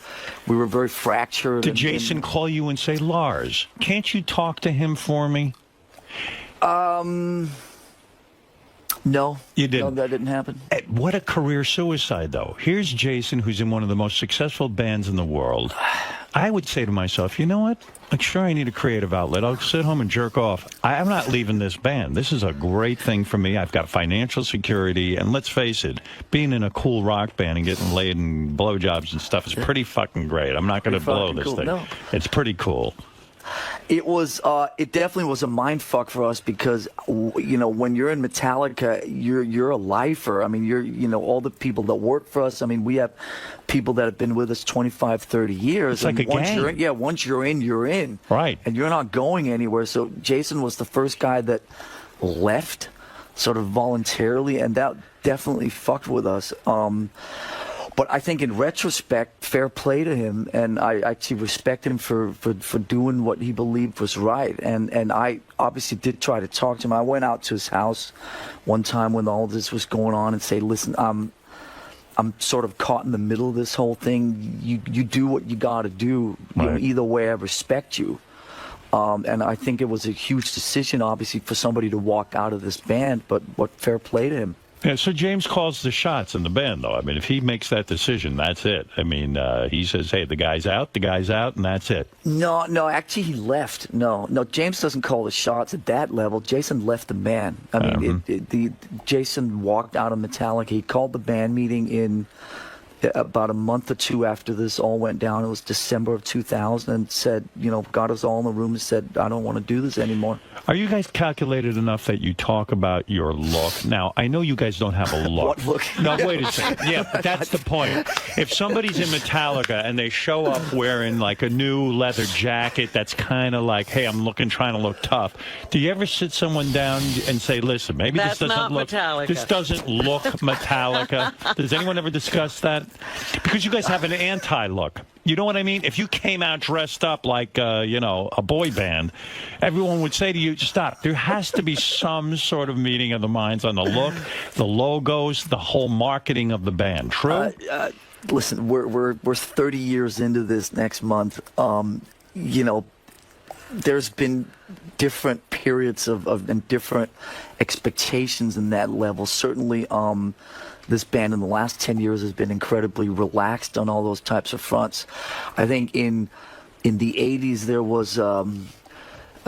was maybe a uniform. There was sort of something that was expected. It was the black T-shirt gang and the black leather jacket gang, and we were all kind of, you're at that time you live together, you travel together, you sleep together, you eat together, you fuck together, you drink, you do everything together. You're chained to each other all the time. So obviously you're never going to stray completely outside of that sort of gang mentality. So it wasn't until we started kind of having enough money to buy houses and those types of things in the late 80s. And all of a sudden, like, one guy moves over there and another guy's over there. And then all of a sudden it's a little bit like, ooh, I remember like the first time I went furniture shopping, there was a little bit like, okay, do I have to get all black furniture? Well, yeah. I mean, you made a statement just a few minutes ago. Do you talk about, first of all, to me, in my mind, I imagine being in a band as being maybe the ultimate trip in life. A successful metal band that has a cool image. And, you say you do everything together in the beginning. That's, I watch shows like American Idol and things like that. The reason those kids aren't successful, I think, is because they don't go on the road with their truck and live in shitty conditions and play constantly 24 hours a day and live together. There's something to that, right? I mean, you became a better drummer practicing with the band over and over again. But also, I think the key word in what you're saying is really the word band, is the gang. What happens is that you end up sort of all keeping each other in check. Right. So there's not a sort of a leader and a guy that tells everybody what to do. So if you have a true band, which this band has always been, there's always this thing of keeping each other in check, not wanting to fuck up and let the team down, always trying to look out for each other. And there's something incredibly, you feel very secure within that, but you don't want to sort of stray too far from that. But when you go on the road during the lean years, and you had many lean years, yes, we did. You guys could have easily broken up and said, look, this thing isn't working. We're never going to make a living, and we got to have a life. But you stuck with it, and you start to learn when you play these dinky clubs what people really like and really where you have to go musically. Yeah, you have your integrity, but at the same point, you've got to know your audience. Sure. And how else do you know your audience unless you put in those, like Outliers, 10,000 hours of work? I mean, the only thing, the thing that was a little bit different from us than a lot of we never, at that time when we started in LA in '81, there was the whole thing about playing covers. You would go into the clubs and play covers. You'd play your Van Halens and your REO Speedwagon. But the clubs demanded that. Yeah, exactly. And so the one thing that we never did was we never played those radio-friendly covers. So we started, I was 17 when I started Metallica. Would you play your own music always? We didn't play our own music in the first couple of months, but we played heavy metal songs that nobody in America knew. They were all like these underground bands from England and Europe. Right. So we got a set list together really quickly of 6 or 8 or 10 songs by bands like Diamond Head and Sweet Savage and all these, and we went up and played them. Now, we didn't say they were Metallica songs, right? But we didn't say they were somebody else's songs. We just went up and played them, so people thought. But people don't realize what balls that takes, because when you have no money and you're out there and you've got to support a band.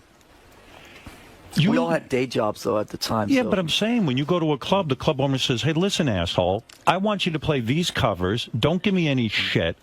You actually stuck to your guns. And I'll bet you there were times where clubs said, I don't want Metallica here because they're not playing the hits. Yeah, no, it was rough the first year in L.A. because at that time, it was 82, the Rats and the Motley Crues and all that type of stuff was kind of spreading its thing through all the L.A. clubs. So we show up in our unwashed jeans and T-shirts and with our bullet belts and our acne and the whole thing. You guys were scary looking. And they were just looking at us going like, what fucking hole did you crawl out from? And work on your image, boys. Exactly. And then we go up and we play this, real rough, sort of European sounding, thrashy, punky stuff. People were like, were you ever running for the exits? Were you ever tempted to compromise?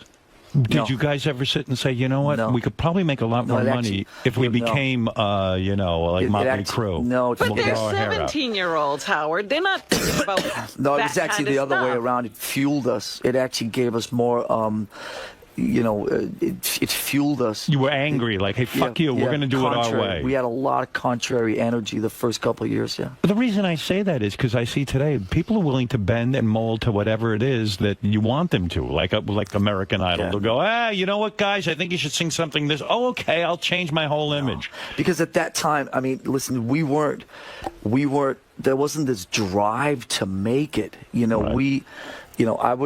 worked at a gas station and I delivered. Was that your day job? Yes, I was a cashier at a gas station. Why weren't you a tennis pro? because I had I'd been humiliated at Crowell Del Mar High School from not being one of the 7 best fucking players there. So I walked away from that.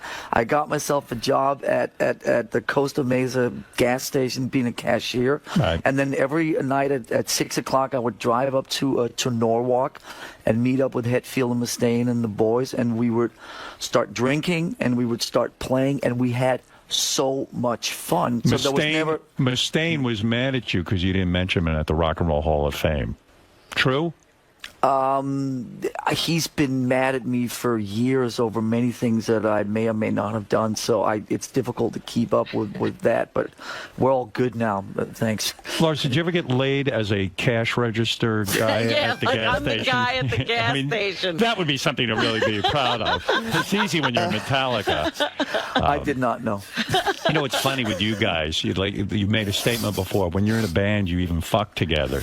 That is true, right? I mean, yes. There were years where you guys, I mean, it's funny, I don't think of you guys as the traditional rock stars. You're sort of the anti-rock stars. But yet, you did indulge in the groupie thing and the drug thing a lot. Yeah. A lot of coke?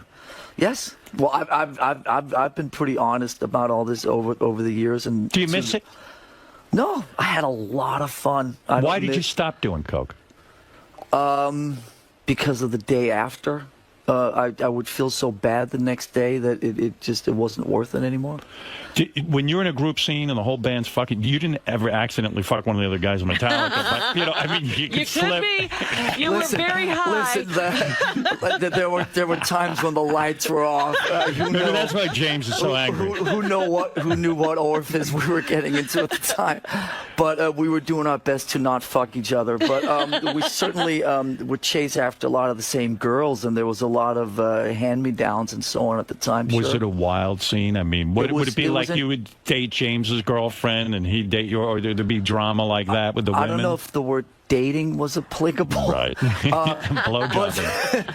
But it was crazy. And, you know, the thing that was different about, you know, our thing versus a lot of our peers was that, you know, I don't need to mention names, but a lot of the other bands were very public about their conquest. About their behavior and their debauchery. We kind of kept it very quiet. So we were still engaged, but it was more kind of low profile, and that was pretty cool. But we had a lot of fun for a lot of years, and I'm so glad that we did it. But what is the fun? What is the fun? Yes, drugs. Women, the women thing. What? Take me into that room when. What is it? You get done with the show, and then women are just there. They're lined up. Who lines up these women? How does it work? How do they get back? Lars, take me there. How does the whole system work in a nutshell? Well, first you gotta. And you know, first you gotta hire English crew people, because English road managers and English minders have a different relationship. It just starts off that when you have an English tour manager talk English to, you know, a girl in you know, Omaha, Nebraska, oh my God, the accent. So they're already one step ahead just because they have English accents. Right. And then they sort of you know, get them into what's called the after show room. Right. And then the band members would go into the after show room, and there would be, you know, all the, you know, the. Would a lot of women show up at a Metallica concert? I always thought it was enough women showed up. It's mostly guys. Every woman who came in. Because metal guys, one of the guys who works for me, Richard's a really good drummer, and he was in metal bands. He's been in Death and all these other bands, and he'd say it was all guys. He never got laid once when he went to these metal shows. The cup, what is it? The cup runneth over. We were fine. We were fine. Would you say were there hundreds of women, thousands of women? There were probably thousands in the audience. There were, I don't know if there were hundreds backstage, but could you walk there was backstage? never a shortage. Could you walk backstage after a show and a woman just puts her mouth on your penis and blows you like you don't even know her name, you don't know anything, and then boom, it just happens? That may be slightly exaggerated, but there were times where there were never words exchanged. Sure. Wow. You're a father now, right? But I'm telling you, you know, when you talk about the 80s, and let's just make sure that we're talking about, you know, sort of the 80s, the early 90s, there was one magical element to all this, which you can't forget, which is the tour bus. You know, at that time, you know, tour buses were like magnets. You know, when tour buses rolled into towns, I mean, people would just start chasing after, you know, you roll no matter who was in there. You know, no, it just, I mean, I remember, like in Salt Lake City, I mean, you'd roll in and you know, just girls would like run after the tour, but people just, they were girls magnets. Consider it a badge of honor to get into the tour bus. Absolutely, yes, and into the back lounge of the tour bus. That was as close to rock and roll heaven as you could get, was the back lounge of a tour bus. Would you be discerning? In other words, you get back to the bus and there's a whole bunch of women back there, and let's say there's, I don't know, a fat chick or something. Would you let her blow you just to be a nice guy about it, and say, you know, I don't want to hurt your feelings? So would you do that, or would you actually pick one that you were attracted to? Was there any kind of... There may have been a little bit of that, sure. A little bit. You know, we're a full-service organization, sure. You really took care of your fans. If your dream is to spend 5 minutes with one of the members, yeah, we can accommodate that. With the people in your crew, as you got more and more successful, would they say to you, "Hey, listen, Metallica"? The crew were always they were the gateway, sure. Right? Would they ever say, "Hey, listen, you know, let us in the back of the bus too, there, and let us have some fun"? Why are you guys always having all the fun? Well, the crew would have all the fun till the band would show up, and the crew would, you know, you would have these, and I'm not saying anything that I haven't said 100 times before, and I'm not saying anything that I'm sure you haven't heard before, but within that world, it was the pass system. Yeah. So you could always identify, there were different passes that went to different people. So you could, there were codes written on the passes. So when you saw a girl at 6 o'clock, or if you saw a girl at 11 o'clock after the show, you could quickly just look at the pass, and there would be codes on there to see, you know, was this a crew girl? Was this somebody that was there just for the band? I mean, that whole thing was very well taken care of. You have to know, organized. You have to know a lot more than drumming to be in a band. Remember the code? Oh yeah, and that's where these English tour managers and English minders would come in handy. Because you were a shy kid, kind of growing up. You know, you weren't you were sort of, as you described, a little bit antisocial. Did you get laid a lot in high school, or when the band hit, that's when it started to all happen? I didn't get laid till the band started. The band was the catalyst. Yes, no, You were a virgin? Hand on heart, yeah. Wow. I ran off with one of Dave Mustaine's girlfriends. That was the. Was that your first? That was the first. That's how you lost your virginity. Yes. You lost your virginity. You stole Dave Mustaine's girlfriend. I don't know if the word "stole" is applicable, but it was. You know, Dave Mustaine was a very, very cool guy. He looked fantastic. He was very socially competent. He was like king shit in Huntington Beach, and he had a whole circle of people around him, and there was a lot of you know, I got to court 3 or 4. Right. He was on court 1. I didn't make it all the way up to court 1. Too bad it was a Nick Bollettieri girls' school. Exactly. So Dave was the man. Do in bands, when you fuck a guy's girlfriend, there isn't the drama that we see in real life. In other words, Dave probably didn't care, did he? No, he was on to the next one, as Dave Grohl would say. So he didn't come to you and say, "Hey, Lars, what are you doing? That's one of my prime girls." No, it was nothing like that. Do you go and tell him you fucked his girlfriend? There may be a chance. It's the first time I've ever spoken about this publicly. Maybe a chance he has no idea. So you kept it on. Now we have a topic of conversation when I see him tomorrow. You kept it on the QT. Yes. At what point, though, do you meet James? So you're the tennis guy. We missed this part of the story. You're this tennis guy. And suddenly, you know, you kind of, I'm going to devote my life to music. How do you meet up with There was a paper that you would get, a freebie paper you'd get at 7-Eleven called The Recycler. You know, cars for sale and all this type of shit. And there was a musicians wanted section in that. So I put an ad in The Recycler saying, drummer looking for other musicians to form a band with, and he called. Called you, this shy guy. Well, actually, his friend called, and me and him and his friend met up, and I didn't get along terribly well with his friend, but I saw that this James guy, he was kind of responding to the same music that I was into. So you have a conversation first. Hey, I'm into this, I'm into that. You know, if he starts saying, hey, I'm into the 𝗏𝗄𝗿𝗍, you know, you don't have a match. And so this guy musically understood. He was doing the same thing. He was into the 𝗏𝗏𝗍𝗍. So this guy, why is that funny to you? That's just funny. I don't know. I ran an ad for a guy who's into the 𝗏𝗏𝗍𝗍. That's why I'm not in the band. That's why you're here. No, I'm tripping on the conversation. I mean, at that point, you just have to remember, like what I said before. I mean, James was so painfully shy that I don't think the word conversation is not applicable. It was more like, you know, just utterings, you know, like one word, like grunts.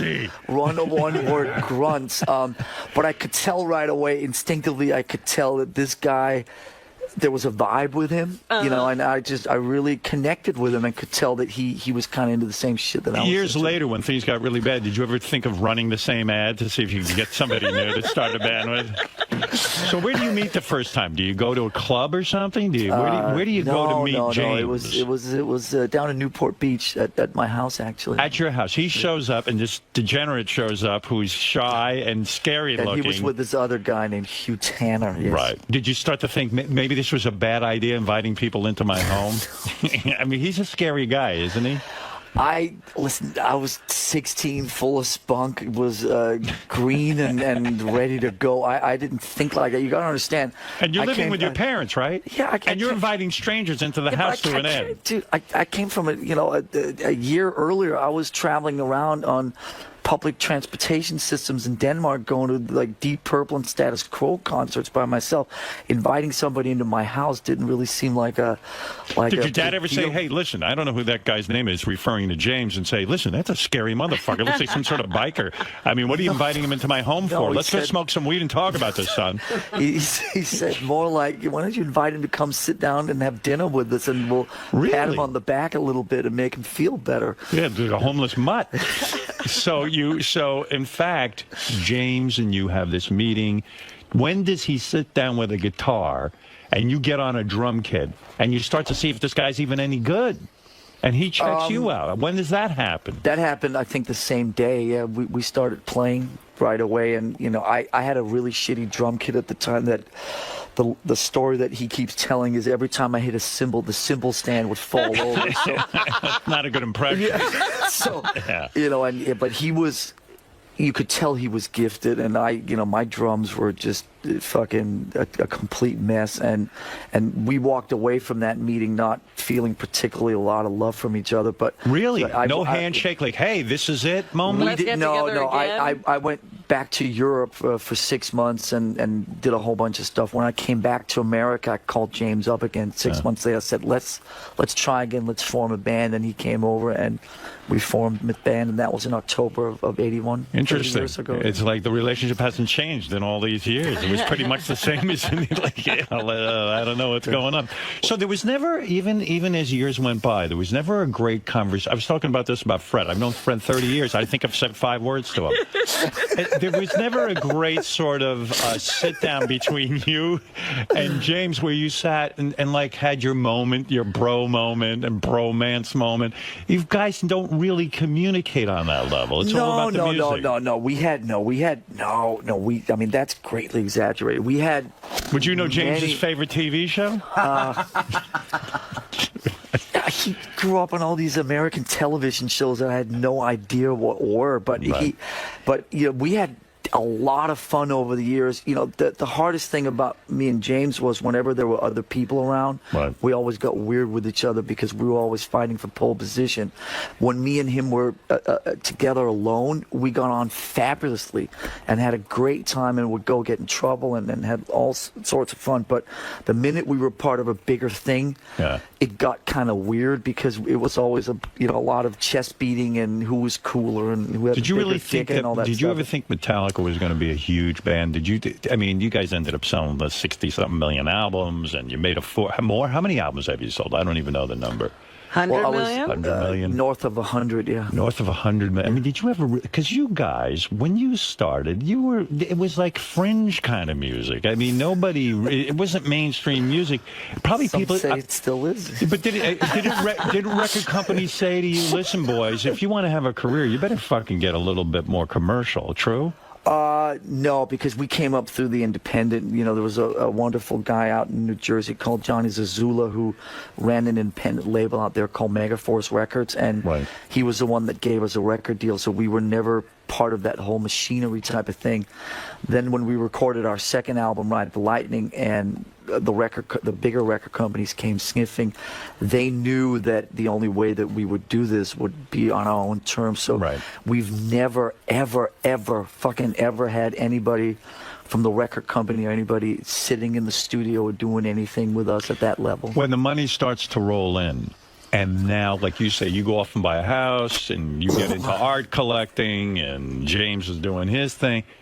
That's what ruins things, right? Because really, that's what can ruin things. It can ruin it. It can make it crazy because you know that's when the gang mentality stops. That's when all of a sudden one guy moves over there and one guy moves over there, and then you start traveling different, and then you get sort of, you know, one guy gets a pretty serious girlfriend in between albums, and all of a sudden you stop, you know, palling around together because he'd rather be with his girlfriend, and you know, that's no longer us against them. It's him and his girlfriend against the world. Exactly. That's the type of stuff that happens. And listen, when you're fucking 30 years into it, I mean, you can sit and talk to whoever else has been around, like the Aerosmith guys or the 𝗦𝗵cie 𝘄 guys or U2 or whatever. I mean, when you've been around for 30 years, obviously you're going to have your ups and downs. I think the fact that we're still here 30 years later, we're playing Yankee Stadium tomorrow. My theory is you need one rational person in the band. You know what I mean? Where are they here's the scary part. You're the rational one. If I'm the rational one, fucking God help us all. But you are the one. You are the one who's willing to sort of compromise, right? That's the word on the street, is that I'm the one that is the rational one. Listen, when you're in a collective, when you're in when you're in a group, you always have to there has to be a give and take element to this, and you have to learn when to pick your battles, and you have to kind of function within a group setup. And I think that's why a lot of the bands that we came up with in the 80s and 90s, who were not only our peers but were friends of ours and who we loved and respected, just couldn't keep it together. You know who I'm talking about. And they just, because one guy went missing for a week, or one guy, you know, we never had those issues where we always prioritized the group and made it happen somehow. First time you and James get together, you jam. 6 months later, you call him and you say, hey, or he calls you, let's get the band together, blah, blah, let's get a band together. Then you find the other guys. The first gig you do, is it a disaster? Yes, absolutely. Radio City in Anaheim, California, not the Radio City. That's your first gig? Across it's the street. not our radio. Oh, Radio City. Radio City, Anaheim, California, a Sunday night in March 1982. There was probably about 100 people there. Are the 100 people your friends, or are they? They were all. Remember what I said about Dave Mustaine? Yeah. They were all Dave Mustaine's friends. we had no friends. It was all the Dave Mustaine fan club, and so we we're playing the first song, which was "Hit the Lights," and halfway through "Hit the Lights." I've been on stage at this time 3 minutes in my life. Dave Mustaine breaks a string on his guitar, and of course at that time there's no backup guitars and there are no roadies. So Dave Mustaine, after the first song, you know, I mean, you could hear a fucking pin drop in there, right? So Dave Mustaine has to go through the process of changing his own guitar string, and that took. I'd say 5 minutes at least. I'm sitting up there trying to hide behind the fucking drums. James doesn't know what to say. I mean, it was because James doesn't exactly have patter he can give, right? No, I mean, James was the singer, but the first year in Metallica, Dave Mustaine used to do all the communicating with. He used to do all the stage banner because James was so painfully shy. It wasn't until we came to Europe about a year later, 83,